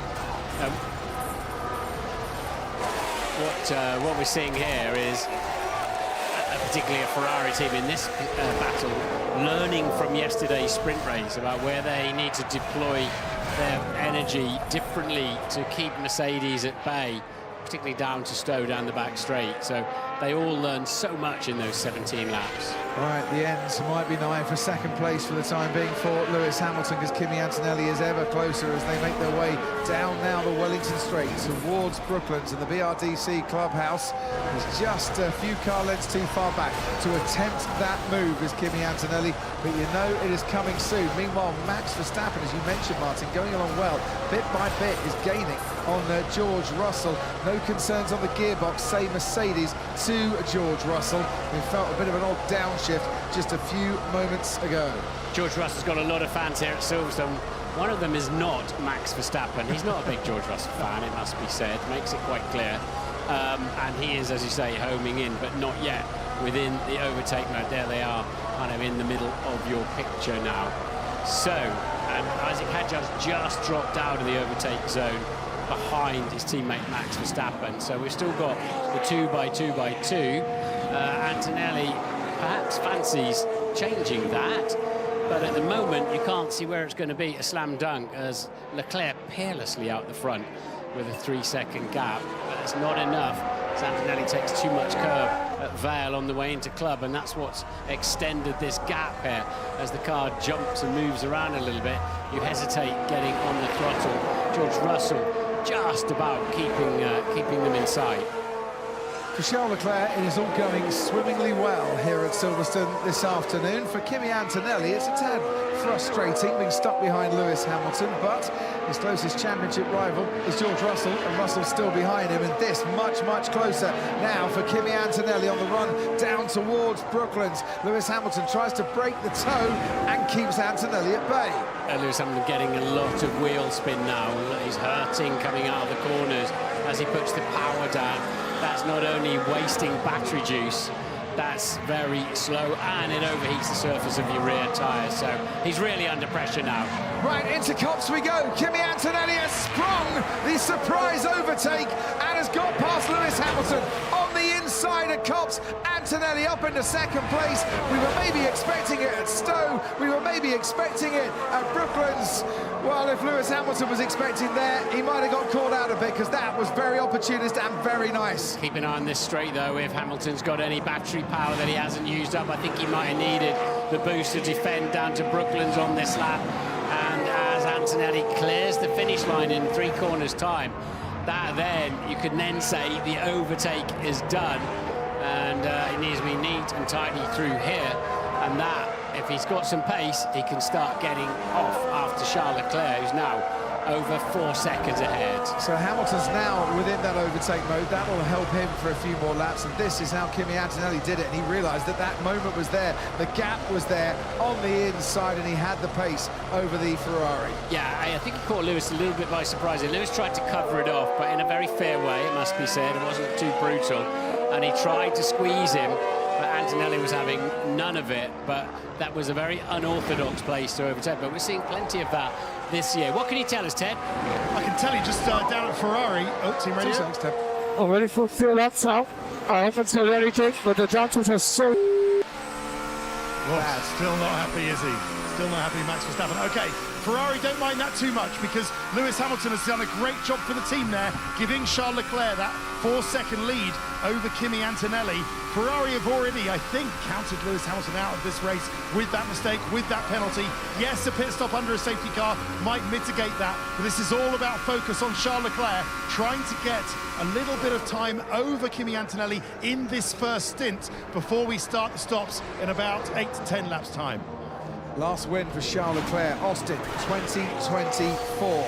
He is the race leader here. He's got a 4-second buffer over Kimi Antonelli, and a long way to go to protect that 4-second buffer. So Antonelli a tenth quicker in the first sector. Now he's clean and clear, a tenth quicker in the second sector than Leclerc.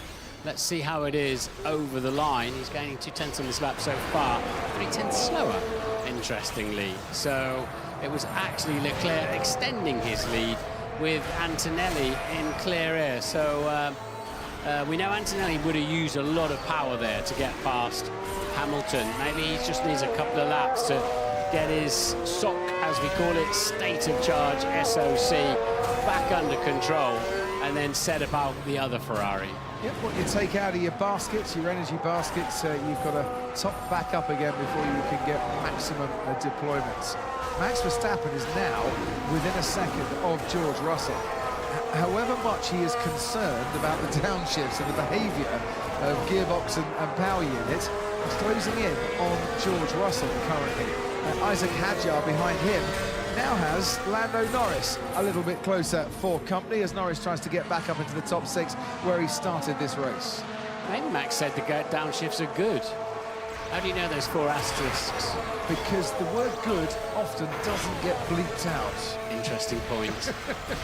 Unless, of course, someone wants to set a completely different narrative this weekend. But I rather got the feeling, given Max's demeanour all weekend long, about the state of his car. Good was not going to be the word. He'll enjoy this though, chasing down George Russell, and he's very much up for the challenge here. So Antonelli losing a place at the start, Leclerc gaining a place at the start. Lewis Hamilton's back in P3 with a 5-second penalty to come. George Russell is fourth. Verstappen has picked up a place already, or a couple of places in this race, and I dare say there might be another one coming soon. Leclerc quicker again on that previous lap, so only marginally. They're quite a bit quicker between them now than Hamilton, Russell and Verstappen, you can see now. But for Antonelli, he wants to win this Grand Prix, of course he does. But if you've got your championship head on, you know, his closest pursuers in the World Championship are Lewis Hamilton and George Russell, and they're behind him. Charles Leclerc's quite a long way back, so, you know, the percentage game, of course, he wants to catch him and win the Grand Prix, and we'll be hoping he can do so. But right now, Leclerc is showing all the pace he needs. My goodness, that was some understeer there for Lando Norris in the turbulent air behind Isaac Hadjar, just waiting for the front axle to grip up. Through Copse we go, always worth listening to the cars through Copse. Yeah, for Antonelli, it's not going too badly at the moment in terms of the championship. For Charles Leclerc, it's going wonderfully well. Three-time podium finisher, of course, here at Silverstone. A couple of third places in 2019 and 2020 in the British Grand Prix in 2021. He finished as runner-up that particular year to Lewis Hamilton. Could he be about to go one step better in 2026? Talked about Carlos Sainz's good start up to 10th, but he's lost 3 places since then, and now he's got Esteban Ocon hunting him down. So the Williams, not with, sadly, great race pace. They're 2.5 seconds off the pace of the leaders at the moment, is Carlos Sainz. And we always get... That's interesting, isn't it? And he's on the hard tyre. He's on the hard tyre, so if that's graining up already, that's where the surface rips rather than grips, like a pencil eraser, and you have to sometimes work through that, and sometimes it will clear up as Max Verstappen homes in ever more on the gearbox of George Russell. Some of that graining issue could be caused by damage that Oscar might have picked up when he made contact and had to change that front wing. But yeah, the hard tyre, after only 11 laps, not looking too pristine for Oscar Piastri. Through Copse, George Russell ahead of Max Verstappen, but for how much longer? Verstappen is coming at him as we ride on board with the 4-time world champion, chasing 4th place here. Maggots into Beckett, swing, flow, beautiful corners, and into Chapel to head down the hangar straight. There's some bits and pieces we've got to sort out with these cars, a lot of which is going to happen next year, but they can follow each other so much better, can't they? As Arvid Lindblad there, who's running 9th behind his teammate Liam Lawson, is like, get on with it, I can go a lot faster. And Lawson's reply will be, I'm managing, and we're not going to beat anybody ahead of us, we're not going to catch Lando Norris, I'm just managing my tyres. Get off my case. So, Ted Kravitz on the case in the pit lane. What you got for us? Yeah, a couple of things. First of all, some of the big teams' mechanics getting ready for a pit stop, not least Red Bull.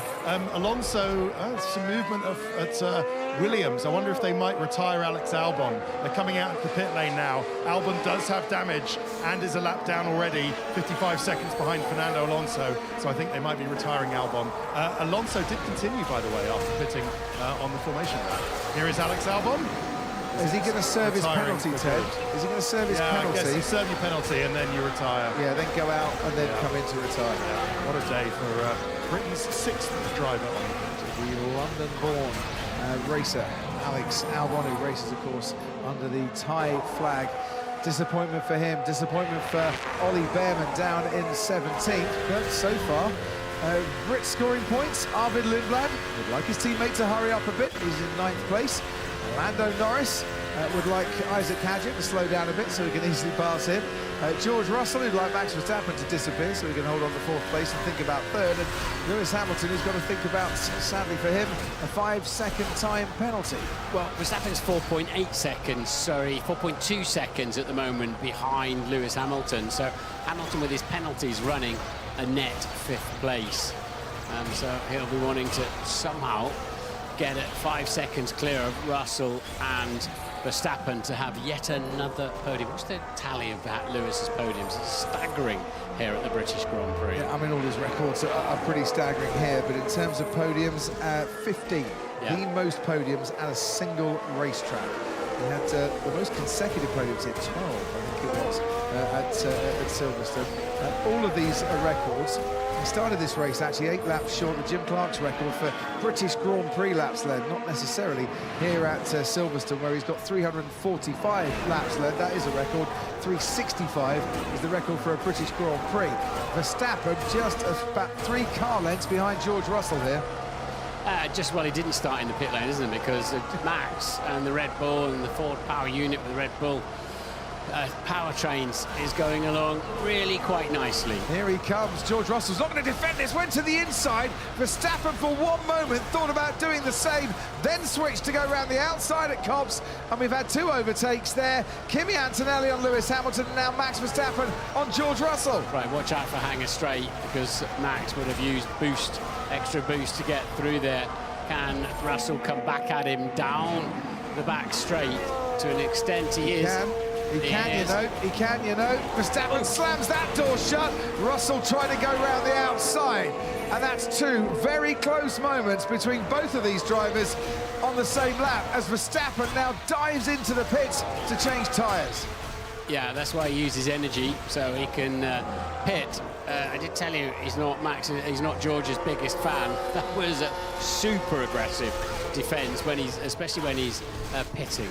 We'll have to see the on-board in a moment. Hard tyres on Verstappen's Red Bull, and out he comes. 2.6 seconds the stop, and he should come out ahead of Liam Lawson down in 8th place in a really nice bit of clean air for that Red Bull. You can see Lawson coming down the main straight now. Verstappen obviously has a much tighter inside line and comfortably ahead of the Racing Bulls down in 7th place. And George Russell was told by his team, do whatever he doesn't do. So he pits, you carry on. He carries on, you pit. And Red Bull then will undercut them. He goes out on the fresh, hard compound tyres. Will Mercedes react to that, or will they try and get an offset by running George Russell a little bit longer?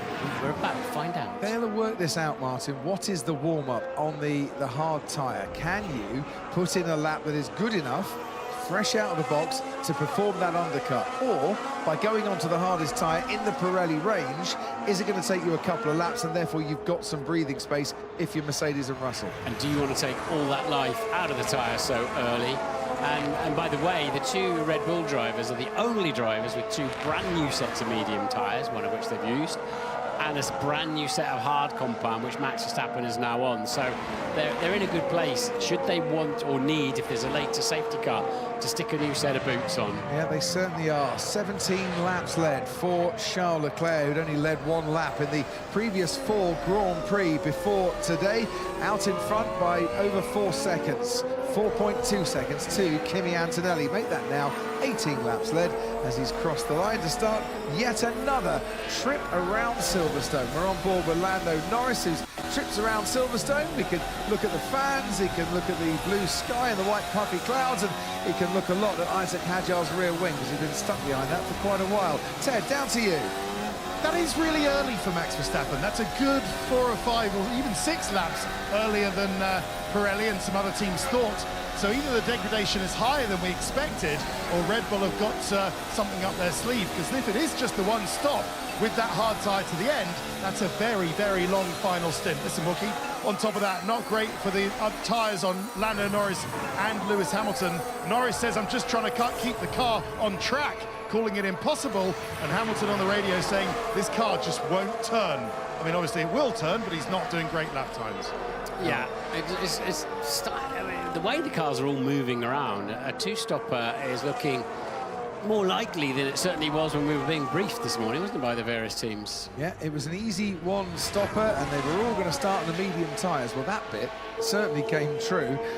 Whether it's an easy 1-stopper, well, I suppose we'll find out. And Oscar Piastri, first to put the hard tyre on, as Isaac Hadjar is now being called into the pits, and that'll free Lando Norris. Oscar Piastri on the hard tyre, currently lapping in the high 134s.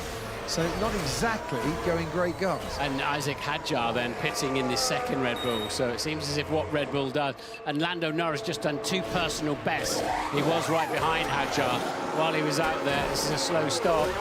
It's going to be in the 3s, isn't it? It's in the 4s even for Isaac Hadjar, so not what he needed at all. Max Verstappen on those hard compound tyres smashes a new fastest lap in the mid 1:33s, and Ant's got news for us. Yeah, that's exactly what Norris has just been told, Martin, that the undercut is very powerful, even on the hard tyres, and that's what we're looking at here with this race between Hadjar versus Norris. Yeah, and Isaac Hadjar, a slow stop, not helping.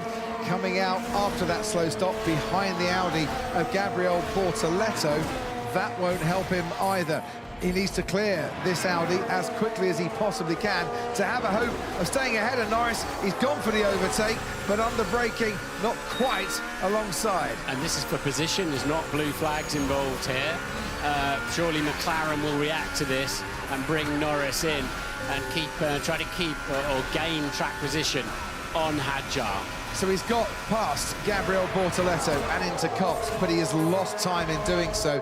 This has given Lando Norris and McLaren a little bit of breathing space here. So very good news for them, bad news for Isaac Hadjar. While all this is going on, Kimi Antonelli is starting to reel in Charles Leclerc a little bit. That gap at the front is going down to 3.5 seconds now. Hamilton is dropping further back from the front to George Russell. Will he be coming in, or do Mercedes now extend and hope that by overcutting, Russell will be there at the end of the race to pick off Verstappen? Give him some fresher tyres. Norris did not pit, which was my question of whether McLaren would react to try to keep track position over Hadjar. So they're assuming, I think, they're all assuming, I think, that Red Bull are 2 stopping. This might well be the case, or they might have bought themselves another lap with that slow stop and Hadjar getting stuck behind Gabriel Bortoleto. We shall see at the end of the next lap. We've seen this all year. Second half of a stint when the tyres are a little bit fed up with life for being compressed and thrashed and spun. Antonelli is very good in these conditions. Very, very good when the car's probably a little bit flighty and he's coming back at Leclerc. Zach Brown is listening in on the McLaren pit wall. Zach, give us an update from your position of conditions of tyres and what happened to Oscar Piastri. Well, Oscar looks like tangled with Lawson, but actually we haven't seen the replays. But he had obviously front wing damage. Lando's hanging in there. Tires seem to be okay. Obviously, Oscar coming from where he is now is going to be tough to get into the points. And I think our race is with Red Bull. No thought on that subject, Zach. No thought of covering Hadjar and Verstappen's pit stop? No, not at the moment. I think Lando's comfortable with where we are. I think with how early they pitted will be a 2-stopper. So we'll see if we can possibly extend to 1. Yeah, we like different tyre strategies. Gives us excitement by the end of the race. Zach, thanks ever so much for joining us. We've got a virtual safety car. Pit lane's going to get busy now. It really is, because what you lose, around about 18 seconds for a pit stop under normal conditions, 8 seconds for a virtual safety car. It's an umbrella, believe it or not. So this means that will be gone in a heartbeat. So if you're not anywhere near the pit lane, you won't get the benefit because it's ending. Esteban Ocon then is the one that's come in, and yeah, Charles Leclerc is just going through Maggots and Beckett's currently, so no chance for him to take advantage, or Kimi Antonelli. Massive sigh of relief for the Red Bull team, because otherwise they'd have had an expensive pit stop under full green conditions, and nobody else has gained from that. Ocon sort of gained a bit from it, didn't he, by trundling in the pits under VSC. Always worth bringing your brolly to Silverstone. Please keep a hold of it in the wind. We don't want to see them all blowing onto the track. It's amazing it doesn't happen more often, isn't it? But I guess they had to recover it. Yeah, you did, really, didn't you? You don't want it ending up, you know, in the side pods, or, you know, blowing onto a car or anything like that. Yeah, over the halo. So, under that safety car, virtual safety car, Charles Leclerc has eked out a bit more time. Geez, mate, got so much under there, it's crazy. Car just won't turn.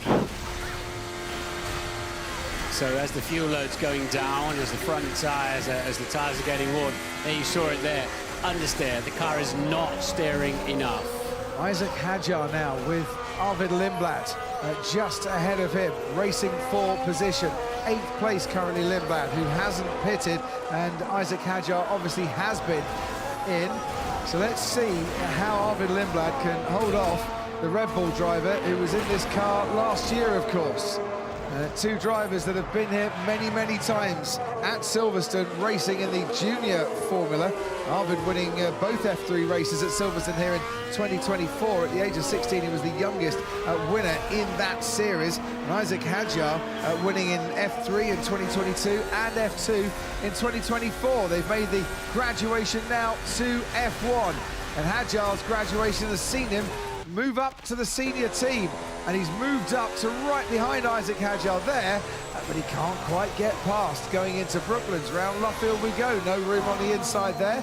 Someone's been off the track somewhere, because that looked really, really dusty for both cars to drive into. Down the old pit straight, Isaac Hadjar, little blast of boost, and he's up into 8th place. And box. No, my tyres are still good. My tyres are still good. Well, that is a really interesting call, because from what we'd heard of the radio so far, Lewis Hamilton was complaining about his car. Penalty to be served. Yeah, complaining about the tyres. Ferrari have now brought him in, but he might have wanted to stay out. George Russell has pitted too, and Lewis Hamilton, as you can see, comes out behind George Russell. Ted. Got to say, those tyres of Lewis, they look good as well. No graining, no signs of wear on them. They looked okay, but he did need to serve the penalty and just rejoined just behind George Russell, having served that penalty. Hamilton's in the clear now. And as often happens, Martin, when you serve a time penalty at a pit stop, your time taken to change the tyres is slower, because the team then get the go to touch the car, not to actually get going as the car comes to a standstill. Yeah, because normally they follow the wheel, the spindle in with the gun, don't they, on for a 2-point something. Is a sweeter movement than having to wait. 3.8 seconds Lewis was stationary. Pierre Gasly seemed to be stationary for a little while, and look, 7.5 seconds that pit stop. So there's a 6-lap tyre offset between Max Verstappen and George Russell in their battle for 4th place in this race. Hamilton has come out behind those two, down in 6th place, having now served that 5-second penalty. Gasly's back out on the track, and he's got Sainz just ahead of him. So that has it's cost Lewis Hamilton his track position, 2 track positions really, with the 5-second penalty. His car was moving just before the lights went out, so harsh, but you know, there was a judgment of facts there, I'm afraid. So he didn't jump the start, but he did let the car move momentarily in a critical phase, as we said and we saw. Let's see what happens now. How can Russell go now on the hard compound tyres? Will that bring him up more to sort of the absolute front-running pace? Antonelli has got the gap down under 3 seconds now at the front. Interestingly, they only told Lewis Hamilton he had a 5-second penalty when he came into the pit lane. They didn't actually tell him he had a penalty before then. Charles Leclerc is now going to pit, just in case Mercedes were thinking of an undercut on him. So Ferrari deciding, look, Lewis, we'll let you run your race and not tell you about the penalty until we absolutely have to, because you'd be wondering why no one was working on your car. Leclerc lapping Sergio Perez on his way into the pits, and following into the pits, Alex Albon, I think that is still going in the Williams. Yeah, Leclerc having a bit of traffic on the way through that lap and in. But this is a reactive pit stop, and he was starting to lose 3/4 tenths per lap to Antonelli. And I think Ferrari feel that is the right time. They can get straight on with that. 1, and it's a 2.4, and that will keep him in the lead. But the net lead, I think. But let's see what Antonelli can do in this phase while he's actually out front until his pit stop. Yeah, this is Kimi time now, isn't it, for Antonelli to be freed and use whatever pace he has got left. He just went a fraction long, Charles Leclerc, on his marks there in the pit stop, which probably cost him a couple of tenths during the pit stop phase. Lewis Hamilton has now set the fastest lap of this race, and he is right behind George Russell, as you can see, in contention potentially for an overtake on his old teammate, if that can happen. Antonelli, a 29.8 for this first sector as he gets the foot down. But Lando Norris 29.9, Verstappen 29.9. It's not as fast as you might think, although he is on much older tyres than Verstappen. I think the equivalent of hammer time is let's go, as Bono has just told his young driver. Now he's actually out in front until his pit stop, we'll see. But the hard compound tyres are showing some really good pace. If they've got the durability we expect, then they should be good to go. Nobody's got 2 sets of them, though, have they, available, I don't believe. We are P6, we are fighting for the podium, P3. So go get George, and in that battle it's very much hammer time. Anthony, down to you at race control. Yeah, so the other battle that's going on obviously is with the other Brit, Lando Norris, who's fighting Isaac Hadjar, and his engineers come on the radio to say the gap is 19.6 to Lawson. Hopefully he'll hold up Hadjar. Well, unfortunately, Hadjar's already passed. So that's another fight to, yeah, old news, but it's a fight to look out for. Excellent, thank you very much indeed. And we're on board with Pierre Gasly and going through Abbey. First corner, we're on board with George Russell. The car right behind him is Lewis Hamilton. You have to say, Ferrari have got absolutely Mercedes matching pace today, haven't they? Didn't have in Austria last weekend, where they were kind of no man's land, but they are every bit as fast as the Mercs around here. Kimi Antonelli, a 15-second lead, and you lose about 18 seconds for a pit stop. The gap was 2.9 seconds when Charles Leclerc pitted on lap 26. We're past half-race distance now. Don't let other people undercut me. Yeah, we're keeping an eye on it, Kimi.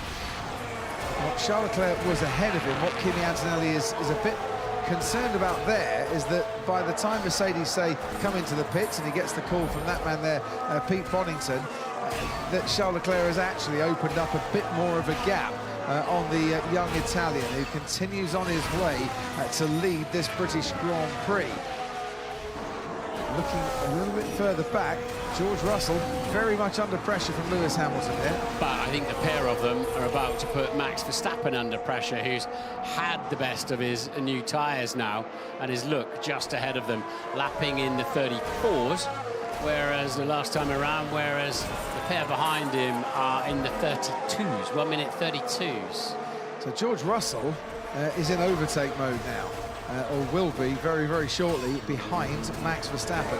So that will help him a little bit, get closer to Max and keep Lewis Hamilton at bay, but it will propel those in 5th and 6th place even closer to the Red Bull of Verstappen, who I think is still suffering a few understeer problems out there and is not completely happy with the handling of his car. So just to remind you, Charles Leclerc has pitted, Max Verstappen down to Isaac Hadjar have pitted, Arvid Lindblad to Franco Colapinto have pitted, and then Pierre Gasly all the way down to Esteban Ocon have pitted. Alonso, Stroll and Albon have also been into the pits. Antonelli and Norris, first and third, have not pitted. That's why it's worth a little reminder out there, because we might be getting really excited. Lando Norris in 3rd place, but he's got to go and serve at least 1 pit stop still to come in this race. And I don't think he wants to stay out there very much longer before they get rid of those medium tyres that he's on. Ted, down to you. No, he doesn't. In plain language, he's saying, I'm just surviving out here. I can't go for much longer, otherwise I'll crash. So I think what McLaren wanted to do is 2 things. First of all, goal hang for a safety car and maybe a cheaper pit stop in terms of time, or even try to make it to lap 35, 36, and then put the soft tyre on, Crofty, and maybe go to the end. But it looks like Lando needs to pit now, and he is in.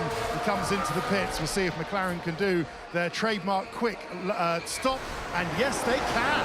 That looked pretty sweet. That looked under 3 seconds to me. Lindblad was pitting to cover Bortoletto, which I think he has done. So Racing Bulls pitting Lindblad first, again, even though Lawson was first on the road. In fact, Lawson now comes into the pits. That's him that you can hear in the background.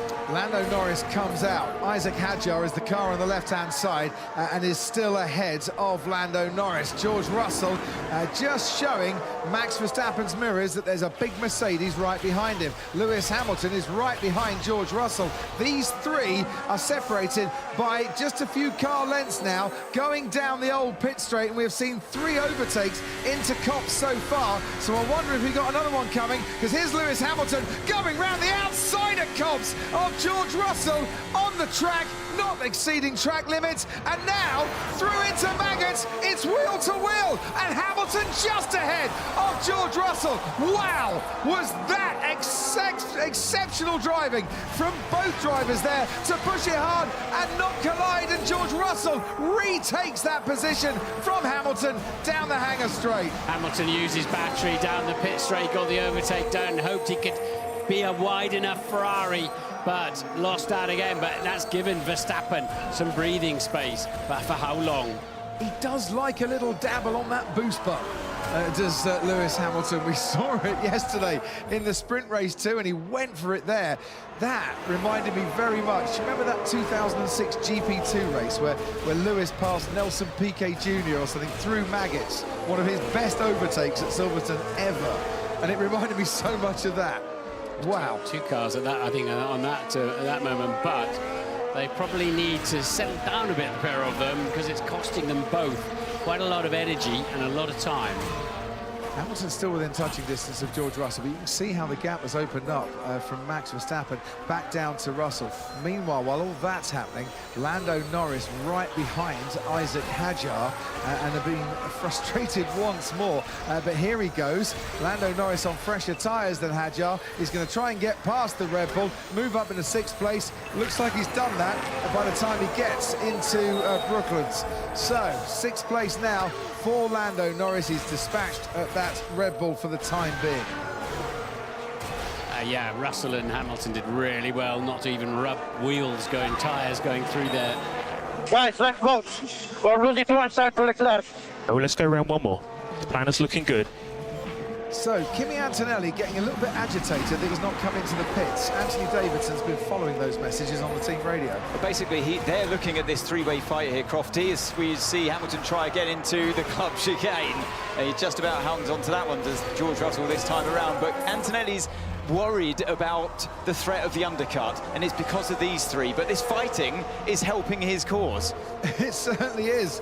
It's keeping them all at bay. But right, through farm we go. Russell ahead of Hamilton into Village. Barely a car's length between them. George Russell looking for the best place to try and put his car to defend. Hamilton now on the inside, wants to get a good exit and a good slipstream down that Wellington straight, and he is sticking right behind the silver arrows of George Russell, who tries to break the toe, but he doesn't. Hamilton round the outside of Brooklands, and he's got past his old teammate once more. He's up into 4th place. Can he make this one stick, though? Because Russell's right with him, and if Hamilton has used too much energy and has been too trigger-happy on the boost, he's going to be vulnerable. And he is vulnerable, because here comes George Russell into Copse. You sir, me sir, you sir, me sir, I'll have it. Thank you very much. George Russell's back in front. We've got to get down hangar straight yet, but it is costing them. It's actually allowing a big space for Antonelli to come back into 2nd place when he pits with a huge tyre advantage over Charles Leclerc.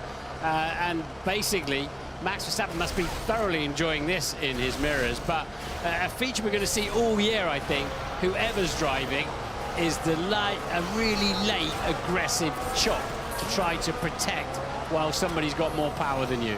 Yeah, Verstappen's running the optimal deployment here and is just going quietly about his business. But that lap was a 1:33.9. George Russell was a 1:33.8. He gained a 10th, and Hamilton was a 1:34.7. So that's how much he lost out on that lap.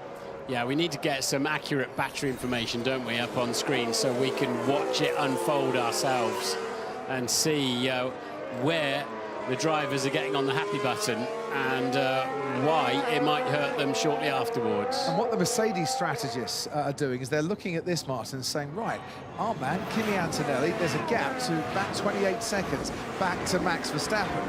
So you're free to keep going a little bit here. Don't worry too much about Charles Leclerc. Yes, you're going to be a bit further behind him when you come out, but we're going to give you a big tyre offset to Charles Leclerc, and you'll gain on that in the closing stages. This is where Bono is so good for Kimi. Kimi's just on the edge of losing his head a little bit. Don't leave me out, because he won't know that Verstappen, Russell and Hamilton are a long, long way behind. So he's got a free pit stop to them, a comfortable pit stop to them. And Bono's like, yeah, one more, I've got it covered, we've got it covered, relax. Yeah, Kimi Antonelli is going through Abbey turn 1, and the rest, as you can see, are into Stowe. Max Verstappen would have seen George Russell in his mirrors. He knew that he had to cover that one off. See how Hamilton has dropped back just that little bit further, gathering up his energy to try the charge again. If Russell can clear the Red Bull quickly, and we know Max is going to be super aggressive about that, if he can clear him quickly, that'll give him a big advantage over Hamilton.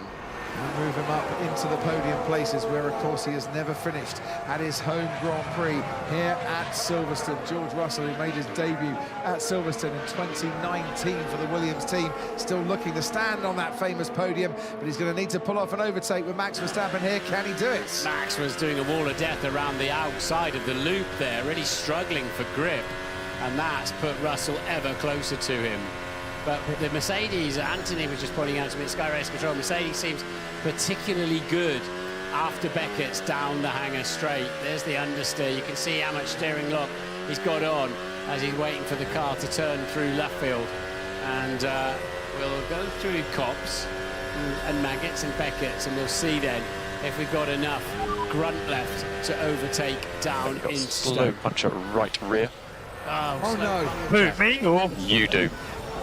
Oh no, oh no, this is such bad news for George Russell, who was honing in on Max Verstappen, but he's going to have to come into the pits and change those tyres, even though, if that is a slow puncture, he's got more pace than Max Verstappen. Even with a slow puncture, he's trying the overtake on Max Verstappen, and even with a slow puncture, he almost pulls off the overtake on Max Verstappen and doesn't dive into the pits. So what are Mercedes seeing that George Russell maybe isn't feeling, or maybe the sensors have suggested something that completely isn't happening? I don't know, but we're going for another lap here, and Verstappen's third and Russell's fourth, and Hamilton is right back on this train again in fifth.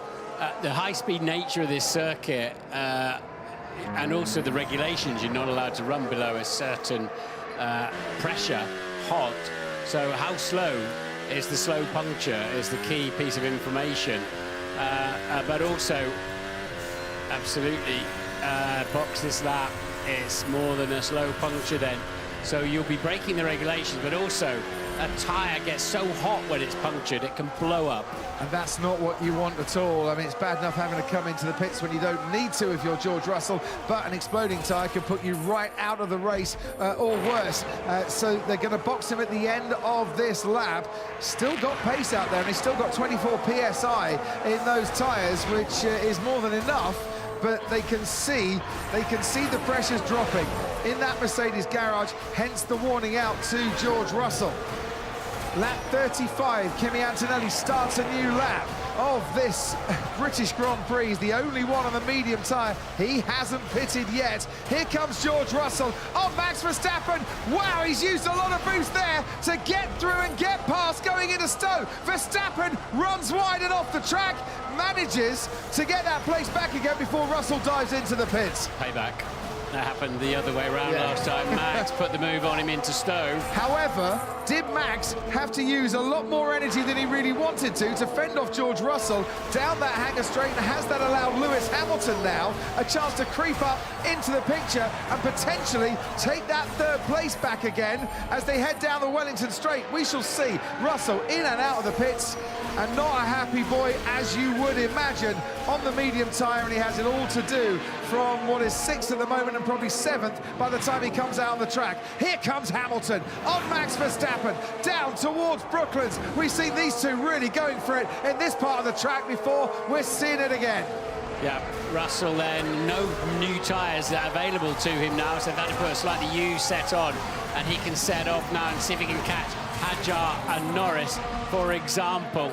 And now they're going to bring the leader Antonelli in. He's 13 seconds ahead of Leclerc, so he'll come out 7 or 8 seconds behind, but with much better tyres.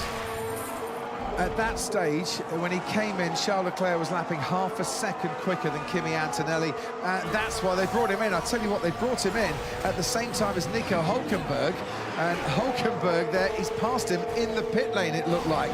As Hamilton into Stowe, right behind Max Verstappen, almost had an inkling that a move was on. Ted, down to you.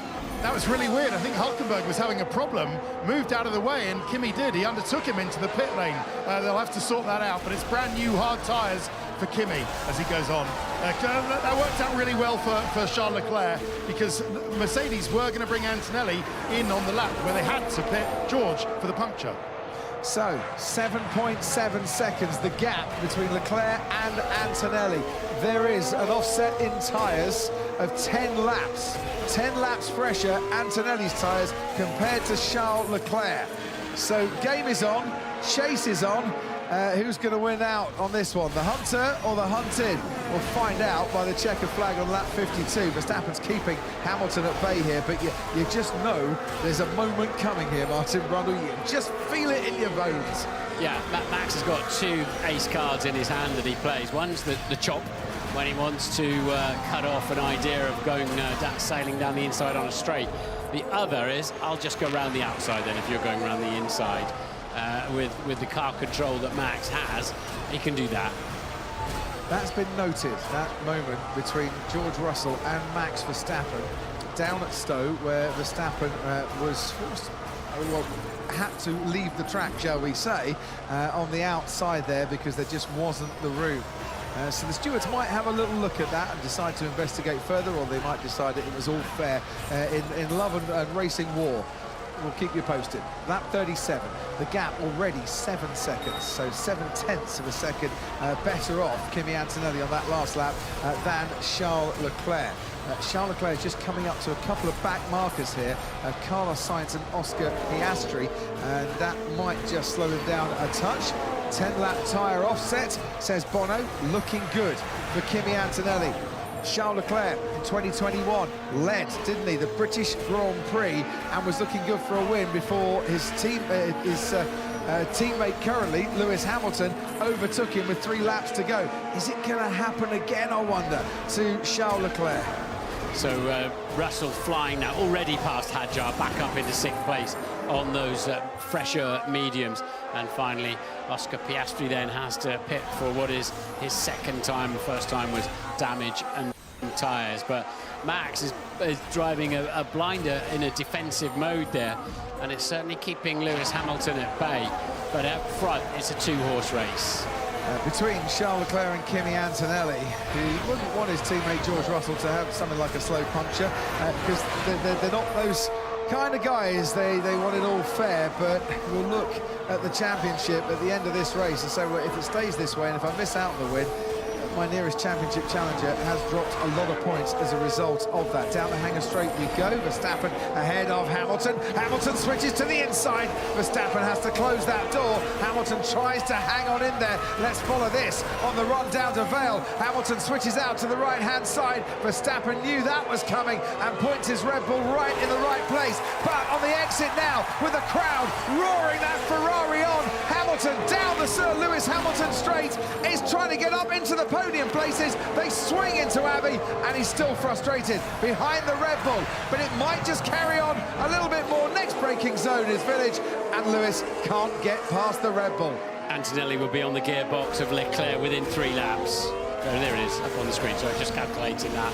But yes, Antonelli absolutely flying in the 1:31. Here comes Lewis Hamilton once again. This time Max Verstappen might not be able to close the door. He can't. Doors open. Hamilton has barged his way through. using the boost down the Wellington straight. But has he now got enough to try and defend? Verstappen's tyres are 20 laps old. Hamilton's a lot fresher. That will help him with traction, getting through those corners. And Hamilton seems at the moment, Martin, to have this one covered, and he's up back into the podium places. There's a car just pulling off at box. Yeah, he had a box full of neutrals on the pit stop, apparently, so presumably that could be another gearbox issue. But I think Lewis has got the tyres now, and they can leave that there. It's completely out of the way is Hülkenberg's car on the inside of Copse, protected by barriers. But what will they decide to do? I don't believe... Virtual safety car. And unsurprisingly, Max Verstappen comes in to the pits for a cheap pit stop here. You don't lose as much time behind the virtual safety car. The two-stop strategy for Red Bull, this might swing very much into Max Verstappen's favour in the closing stages of this race. Medium tyres, new medium tyres going on that Red Bull. And Max Verstappen will come out quite a contented young man, I would imagine, with this. And that's why they saved them for just this moment in the closing stages of the Grand Prix, a brand new set of tyres. So that brings him right back into play with a sniff of the podium. And Lando Norris pitting two. He will come out just behind George Russell, who moves up into 5th place. But you say on fresher tyres, Isaac Hadjar in the pits. What's the plan? We stay out, Charles, we stay out. Okay, we are not in a very good place, huh? Talk about that in a minute. Isaac Hadjar, problem there at the front, maybe the front wing, and trying to adjust that. Should Ferrari have brought Charles Leclerc in? Could Ferrari have brought Charles Leclerc in? Well, I would have done. He's second. He's going to be second anyway. If he could have got in, he's going to finish second at this rate. So he wouldn't have lost second place had he have done that. So VSC, they've managed to move that car quickly away. You're obliged to have a clutch. You've got to be able to switch off the energy store system, leave the steering wheel on, and open the clutch. And that looks like that's happened fine, and they've got it out of the way. Ted. Ferrari had a set of medium tyres ready for Charles Leclerc. They were thinking about it, Martin, but they thought the same for you as you. He's going to finish second anyway.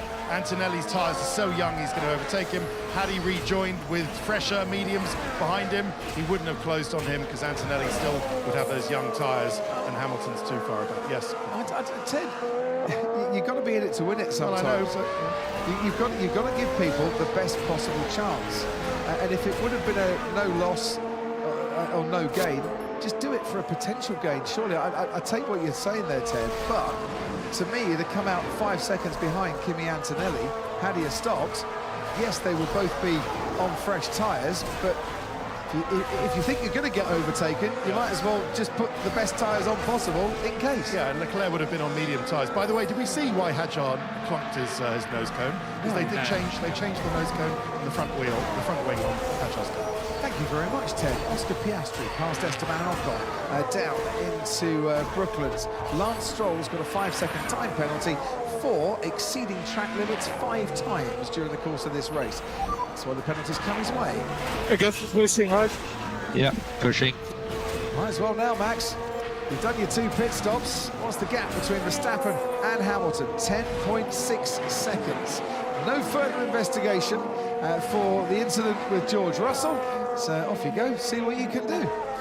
Yeah, on the pit stop, putting some fresh tyres on, it would have only been a 4-lap offset. There wouldn't have been brand new tyres as Leclerc slarred some of his rubber down on the way out of Club Corner, but he's kind of got no chance of winning the race at the moment. He might have had half a chance on a lightly used set of mediums. You do feel rather sorry for Charles Leclerc here.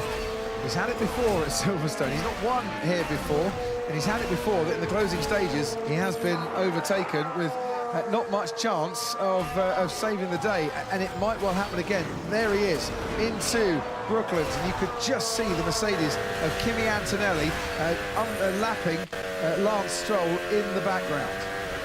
Yeah, Antonelli flying along. He's got to get the overtake done yet. Let's not take it for granted. Let's see, they've got not a whole lot of traffic in front of them, so they should get a reasonably clear run. Antonelli's got to get past Alonso, which Leclerc has just done, just up ahead of us. And he's 3/10 quicker in the first sector, Antonelli, and he's just faster. He's got much, much better tyres. You know, Lance Stroll's just been given a 5-second penalty for exceeding track limits 5 times. He's done it 6 times now. Nothing broken in the car. Oh. Kimi Antonelli slowing down as Lance Stroll passes him, and this is looking bad for the championship leader. Everything was looking good up until this moment. He's coming into the pits. Okay, any more info? Nothing broken. Copy, any more info? The car is like suspension. I don't know. Could this be another Barcelona with a mechanical failure for Kimi Antonelli, costing him dear? Ted Kravitz is down there. They've got a new front wing. I'm having a look at the suspension. Is there anything in the way? No, the tyres are being changed. Oh, as time ebbs away from Kimi Antonelli, I think that maybe there was a broken brake duct on the front, but he rejoins, and that's going to be a loss of, what, 20 seconds? That might even put him off the podium. Well, he might Unbelievable. Yeah, he might come out behind his teammate George Russell here as we watch through turn 1 and 2. George Russell coming past. Kimi Antonelli is down in 5th place, and suddenly a very bright Sunday afternoon is looking not quite so happy and cheery for the championship leader. I'm struggling to understand what would be that broken to put him straight in the pits that a front wing and a set of tyres would change. I'm struggling to think. Antivero? No, I think he's got other issues, hasn't he? This other issue might be getting even worse for him, because the other issue he's got is Lando Norris, who was right behind him and is now ahead of him, and Antonelli's gone straight on. I think he's got some. I think I noticed his steering wheel wasn't straight as he was. Oh, the suspension is broken. Yeah.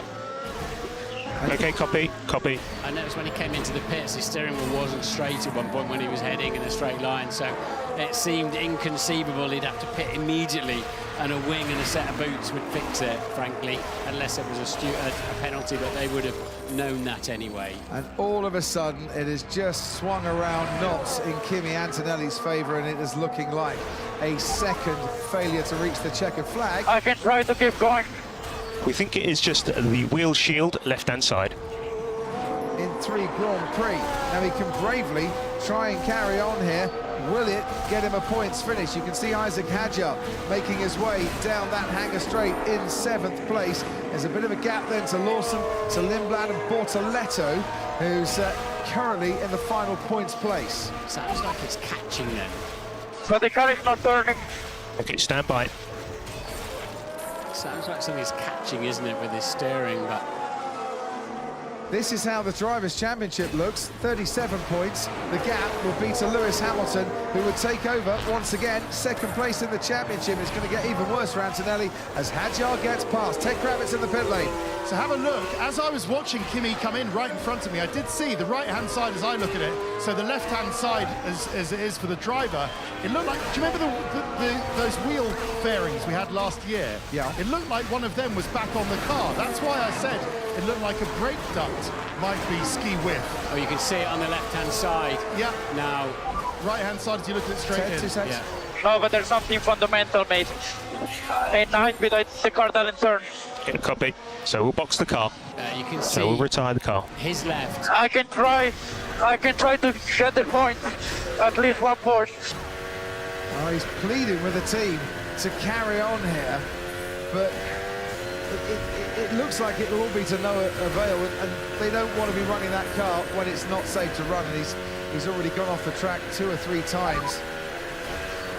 Okay, copy now. Okay, we're going to try so box the car, we'll try and remove the wheel shield and go again. Confirmation from Mercedes, it is a front left wheel shield failure for Kimi Antonelli. You can see now, if they can rip that off, then he's got a chance. Ah, there it is. It was on the serrated curb on the outside of Cox. He's broken it. And what that will also be doing is trashing the aerodynamics down that side of the car. Antonelli pits. He's going to be passed in the pit lane by Lawson and Lindblad, potentially Bortoletto as well, who's finished 11th in the last 3 races and is already in the points here as they rip that off. Still going to affect the aero, but at least the offending part has been removed now. He's been shown a black and white flag to aid to his troubles for track limits. One more and he's got a 5-second penalty. He will come out onto the racetrack in 10th place. If every point is precious, Kimi Antonelli is going to scrap away for every point. And there's the Alpine in the background. All this means that Charles Leclerc now has a comfortable 21-second gap between himself and Lewis Hamilton.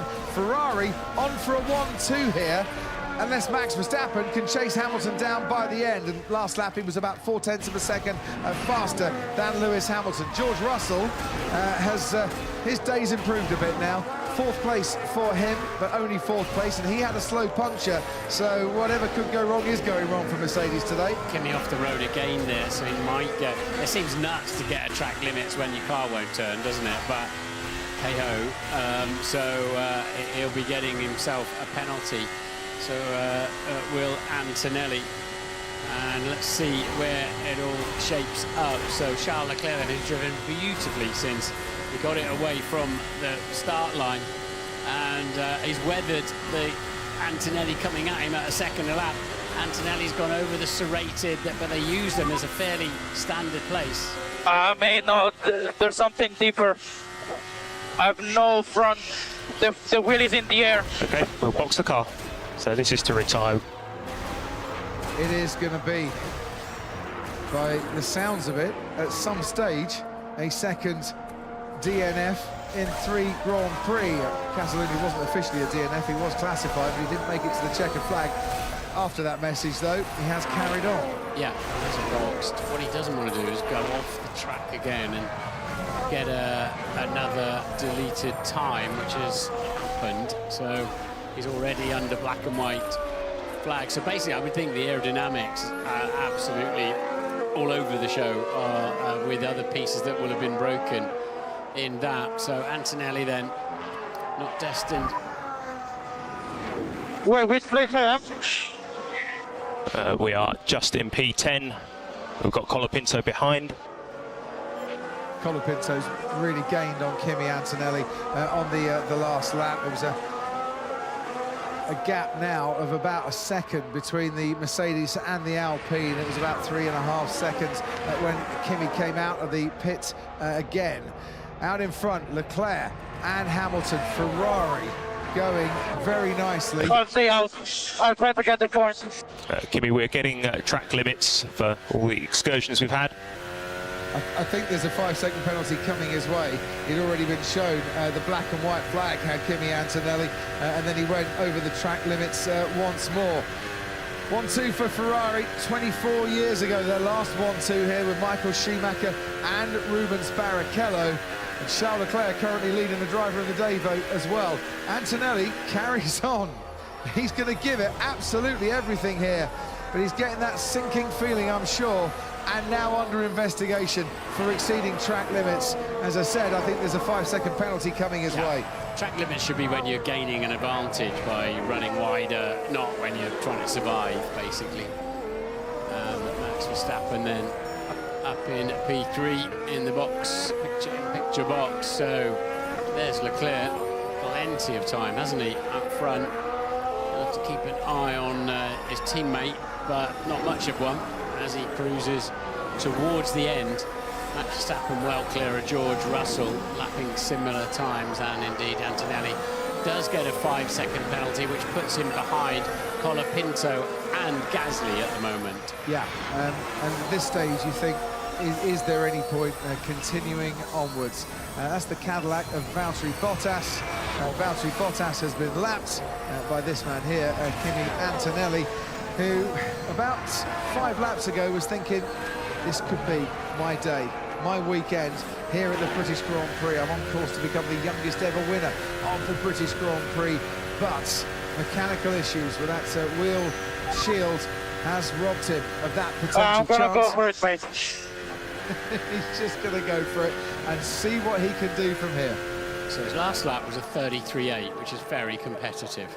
Actually, Antonelli, let's see what this one is as he heads to the line. because that was quicker than the 2 Alpines behind him. A 33.5. He's fine. He's absolutely fine. He's got to now pin it and try and get those 5 seconds back. And if he does finish 5 seconds ahead of Franco Colapinto, that will be 1 point. There is a man out, it's Alex Albon to go with Nico Hülkenberg. That Williams has been around at the back. Into the gravel goes Max Verstappen. And Verstappen looks like he is out at Stowe at the British Grand Prix. Now he's kept the engine running. Has the car beached? Can he get some traction out of that gravel? Safety car now deployed. Full safety car deployed. And what a dramatic ending we could now be getting to this British Grand Prix. Verstappen can see those double wave yellows in front of him. He can see the fluorescent yellows in the Lando stand. And I think he might be out of this British Grand Prix. Now, Leclerc, if the safety car doesn't pick him up, which he might well do, he's as far away from the pits as you can get, Charles Leclerc. He'd love to be pitting. Otherwise, he's under pressure on the restart from both Hamilton and Russell. So that could not have come at a worse time for Charles Leclerc. Will he get a chance to pit before the safety car picks him up? We'll see when he gets round Stowe Corner. They're at safety car speeds. He will surely pit for some fresh tyres. They won't be closing the pit lane because the incident is nowhere near the pit lane. So that's fine, and surely he'll turn right here and put a fresh set of tyres on, and he does. Lawson, Lindblad, Bortoletto all pitting, Colapinto pitting. If you can get into the pits, you will come into the pits, and Charles Leclerc does that. How many laps will it take to recover that stranded Red Bull? Max Verstappen's out of the car. If it takes a couple of laps, we might just get one more lap of racing here, but they're covering off any eventualities at Ferrari with Charles Leclerc. And a neat stop. Does Hamilton now come into the pits? Yes, he does. Yeah. So Lewis Hamilton behind him will pit for new soft tyres, I would have thought. That's what they put on happy days for Charles Leclerc. He got in the pits before being picked up by the safety car, and he is in, and they're not brand new, but a set of soft compound tyres. Happy days for young Charles. And very, very good too. Ted's down there. Yeah, so everyone pitting for soft tyres. Just a thought, if everyone does pit and Antonelli stays out and keeps going, he might get rather more than 10th place, or even he was going to be even lower, wasn't he? Yeah. Especially if it doesn't restart. Weird the way these things go. Yeah, well, everyone's going to squeeze up together. It's bad news for Kimi Antonelli. George Russell didn't pit. George Russell didn't come into the pits. And has he bypassed Lewis Hamilton on the track and into second place? It looks like he has. Yep. So by pitting Lewis Hamilton, George Russell has moved up into second place. Ferrari, by pitting Hamilton, might have cost him a runners-up here. And, whoa, just got sideways, corrected it, and unusual for Max Verstappen, back end got away from him as he turned in. Now that rear wing reattached at a very late moment there, and I wonder if that had an influence on what happened. Yeah, he was, he had to counter steer into the slide, and the front axle just bit, and off he went. We saw that recently with somebody else, didn't we? Did a similar thing. That's a great discovery. Unbelievable. This. That's not good that time, is it? It's not good. I don't think there was anything good ever on Max's mind there. That might be a bit of an active error reattachment. This is going to be really interesting if we don't get a resumption of this race. Ferrari, by going for the aggressive strategy with Lewis Hamilton, might have thrown away a second place and handed it to George Russell. Now, we've got Piastri down to Stroll, who have all been lapped, and they might need to unlap themselves, which is not going to help in terms of getting restarted. And now Hamilton's been noted for a yellow flag infringement. So the other problem, as you can happen with Antonelli, with the 5-second penalty in a safety car queue, you can lose endless places there, can't you? As we saw Russell do in Monaco. So Lando Norris put a fresh set of tyres on, but he's too far out of the picture as Piastri is the McLaren behind Russell and Hamilton. So Bernd Mailander has now picked up our race leader, Charles Leclerc. It's the latest ever safety car period we've had on this configuration of a British Grand Prix of this track since 2010 when it was first used. So there you go, George Russell ahead of Lewis Hamilton. Oscar Piastri has been lapped and he needs to unlap himself. We do have a 5-second penalty for track limits. Yeah, but that's a joke, mate. I didn't do it on purpose. I know. Like, the car was broken. Yeah, understood. Like, I wasn't even getting time. Yeah, no, I know, mate. I know, mate. Yeah, as you said, Martin, quite rightly, it does seem very unfair when you've got an issue on your car and you can't stay on the track, that you get pinged for track limits. Yeah, track limits are a performance penalty, not a survival penalty. This is going to be really touch and go as to whether we get a resumption here or not. And it's a big old gravel trap out there, isn't it? Yeah, well, it's the unlapping of the cars as well. That will need to happen. Sir Mo Farah, who knows that in life it's not a sprint, it's a marathon, is waiting to wave the checkered flag for the Grand Prix here at Silverstone, and it looks like it's going to be a Ferrari 1-3 currently, and it might be kind of at a pace that Mo Farah might fancy he could overtake a few cars down the Sir Lewis Hamilton straight. We might be behind the safety cars at the end here. And Lewis has got this sort of threat over him that he might not have lifted enough under the yellow flags, lifted the throttle. And that would really compound things if he was to pick up a timed penalty for that. I was thinking George Russell never gets any luck when he had that puncture, but it's played out all right actually now, hasn't it? I mean, it's a swing of 3 points. The luck obviously going George Russell's way with what's happened to his teammate, Kimi Antonelli, here today.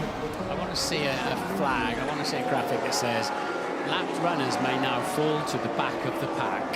Yeah. So we can get on with it. It's the easiest way to sort this out, and I still don't understand. I know there's fuel and all that sort of thing. I still don't understand why we can't just do that. They've been lapped, those back markers, but it's the way it is. We are about to start lap 51 of the British Grand Prix. There are 2 laps to go. Now the lapped cars can overtake the safety car. We might get one lap. They don't have to wait until they catch the pack up. They really don't. Just clear them away and let's get on with it with a good flying. We want to finish this race. And we've got a long enough track for all this to happen and then to clear out the way. Ted, down to you. I mean, they are doing, race controllers doing everything they can to try and get one racing lap at the end. I'm not sure it's going to be enough. The safety car, Bernd Mailander is playing his part, going really slowly to allow everybody to unlap themselves. But then it's got the race restarts at the end of the following lap. I think it might be one of those ones where they just power to the line after the safety car spears into the pits. Right, yeah. We're getting those lap cars now overtaking as Max Verstappen makes his way back to the pits and with the crowd down at Stowe. It's a first retirement here at Silverstone since 2021. That is now the Drivers' Championship and the lead. 27 points between Kimi Antonelli and George Russell. Lewis Hamilton will be 7 points further back in third. Charles Leclerc on for a win here, but if we get one lap of racing, it's a win that is going to be no foregone conclusion. But they have to pull the safety car in at the end of this lap. The lap runners are now half a lap away. There's absolutely no need to wait until they catch the pack, and I don't think it's obligatory either. We can end the safety car at the end of this lap. Do you fancy one lap of racing to decide the British Grand Prix in 2026 with 2 Ferraris on soft tyres pitting behind the safety car and the driver in between them, George Russell, on 16, 17 lap-old medium tyres? Safety cars coming in, whether you fancy it or not, you're going to get it. Also pitting, of course, Lando Norris and Isaac Hadjar, Liam Lawson, Arvid Lindblad, Gabriel Bortoletto, Kimi Antonelli and Franco Colapinto. Well, Antonelli didn't pit, so he's on older tyres too. This is going to be quite the 3.6 miles here at Silverstone. Yeah, George Russell probably wishes it was going to finish under the safety car, but we are going to get some kind of wild lap where they can deploy every little bit of power they've got.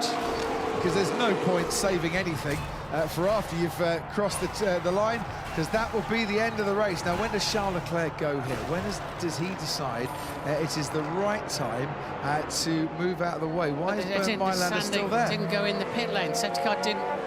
Oh, it's been redeployed, that's why. It's been the safety car's been redeployed. We're going to finish behind the safety car. So that one lap of racing that we're all looking forward to, we are now not going to get. This is the final lap of the British Grand Prix. Bernd Mailander was prepared to come in, but race control and the race director have seen something that has made them think, no, we can't get going again. And Ferrari's decision to pit Lewis Hamilton has cost him second place. You've got a beeping machine, Crofty. I'm going to need it shortly. Yeah. We don't know why the safety car's been deployed. I'm sure that there is a very good reason for it. That bleeping machine is, well, it might be needed for Lewis Hamilton. It will be needed, I'm sure, for Max Verstappen, given what we've heard about his car so far. And it might be needed for round about 170,000 fans here today who are not getting the ending to the Grand Prix that they would want. It might be needed for Kimi Antonelli as well, because he's not going to get any points here. No, he's not, because they're going to back the lap runner's going to come back behind him. He's already in P11 with his 5-second penalty, and that's going to be significantly worse. Safety car, well, the safety car will come in this lap because it's obliged to, so it doesn't get in the way of the glorious shot of the winner going over the line. I'm hearing booing from the fans on this one. I know you weren't a fan of Shrek 2, but I think this latest instalment of the British Grand Prix might be even more disappointing in terms of its ending, and I can see some fans actually streaming away from the grandstands already. It's been such a brilliant weekend here at Silverstone. And the one thing that you just can't predict, because it's live sport, the one thing that we're all here to see is giving us the dampest, the wettest of damp squib endings. Yeah, and you cannot overtake until the line, capital L, the timing line, so nobody can overtake anyway now. It's done and dusted. But whatever the fans think about this ending, the one thing I'm sure they'll all stand and applaud is Ferrari number 16, Charles Leclerc. For the first time since Austin in 2024, Charles Leclerc is victorious. He wins the British Grand Prix here at Silverstone. George Russell on the podium for Mercedes on the day that his teammate is going to finish out of the points, and Lewis Hamilton, for a 16th time here at Silverstone, makes up the podium places by coming home in third place. Lando Norris fourth, Isaac Hadjar fifth, Liam Lawson sixth. For Liam Lawson today, a super day for the Racing Bulls. Arvid Lindblad comes home in seventh place to equal his best result in Formula One. Gabriel Bortoletto's back in the points for the first time since Australia. Colapinto and Gasly complete the top 10. And tough times never last. Let's go! Only tough people last. I will come. Oh, finally. This one feels particularly good, even though I wished a bit of a more normal ending, but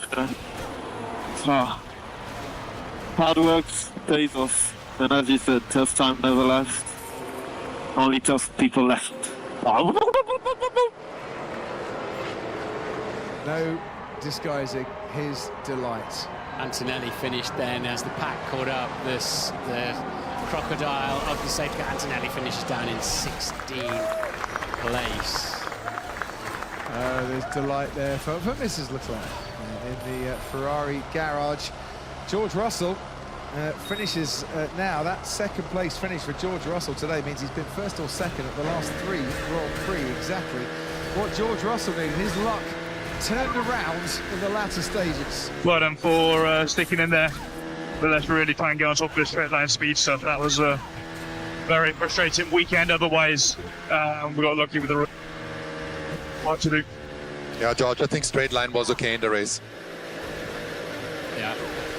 Toto not wanting to hear it that his car wasn't fast enough. The boss of Mercedes. So Lewis has got that inquiry hanging over him for the yellow flag infringement. We have no idea of the details or severity of that, but for now he's P3. Lawson and Lindblad coming up 6th and 7th for racing, but Bortoletto in there for Audi. Both Alpines in the points as well. Oscar Piastri just outside the points. He had a miserable afternoon, didn't he? So for Lewis Hamilton, this is a key investigation. If he is found to have committed something wrong under the yellow flags and gets at least a 5-second time penalty for it, it takes him out of the points. Yeah, right out of the points. Are you sure? Right. So yes, it would do. Yes, it would. He'd be down behind kind of Esteban Ocon territory. You're right. 5 seconds would take him. Wow. So Lando Norris saying on the radio, Lewis is overtaking everyone. He was obviously right behind Lewis Hamilton. I'm assuming that will be during the yellow flag. And that will be investigated after the race, so Lewis will do the full podium. And you know what? It was an unhappy ending for this Grand Prix, to say the least, for all of us. But Leclerc won that race fair and square. Well, we were first of all denied the finish between Charles Leclerc and Kimi Antonelli that we were expecting and that was coming, and we didn't get a chance to see his defensive talents, but we did see him at the start taking the lead and then controlling the pace beautifully in the early stages, and then we didn't see the finishes of all finishes here at the British Grand Prix with one lap to decide the racing. This is officially, I think, the closest winning margin. 0.427 seconds, closer than the 2013 race when Rosberg beat Webber, but it was behind a safety car, so it's going to be close. That was a red line drawing through that particular start, doesn't it? I think so. You can hear the withering tone of your voice on that one, but I'm just saying this out there. It's all happening. So all smiles down at Ferrari. Would you have pitted Lewis Hamilton? Was it the right thing to do? We weren't kind of questioning that before he came in, but we certainly thought as Russell went past him, that might have been a bit of a ricket. No, I think you had to pit him, because imagining it would take that long to get rid of the Red Bull out of the gravel, and then, of course, all the lap runners. I am very keen to know why the safety car was redeployed. As yet, no information, but I'm sure we'll get it from the FIA. And if we don't get it, we'll be going and asking the question. Kimi Antonelli walks away. Very disappointed man, I'm sure, with what could have been victory once more. It's another race that he's led, another race he could have won, but he didn't. Yeah, it looked like the serrated curves, didn't it, on the outside of Cox, but that's a fairly normal place to be. There wasn't an adventure he was having there. So the car, that whatever the frequency going to the car, broke his car, because he was in for an absolute slam dunk victory. Was Kimi Antonelli? He had a second a lap over Charles Leclerc, and we know how fast he's been down the back straight as well. So that was done and dusted, because Leclerc's tyres were going to be towards the end of their life too. But that fell away, as you said, and then I was so looking forward to that last lap. That was going to be wild. It certainly was. We'll hear from the top three in a few moments. Great day, it has to be said, for Racing Bulls. For Liam Lawson 6th and Arvid Lindblad 7th. That is some a proper haul of points there. That's 14 points for Racing Bulls, and I think that moves them ahead of Alpine once again in the championship. No, it doesn't, because Alpine scored points as well. Moves them 2 points behind Alpine. As Charles and Lewis have their debrief in Parc Ferme. So, I mean, Ferrari were hopeless in Austria, weren't they, for some reason? But they've won 2 of the last 3 races. Yeah. Mercedes, George Russell, he said he didn't have the pace there. He doesn't have the pace. Kimi Antonelli probably did have the pace.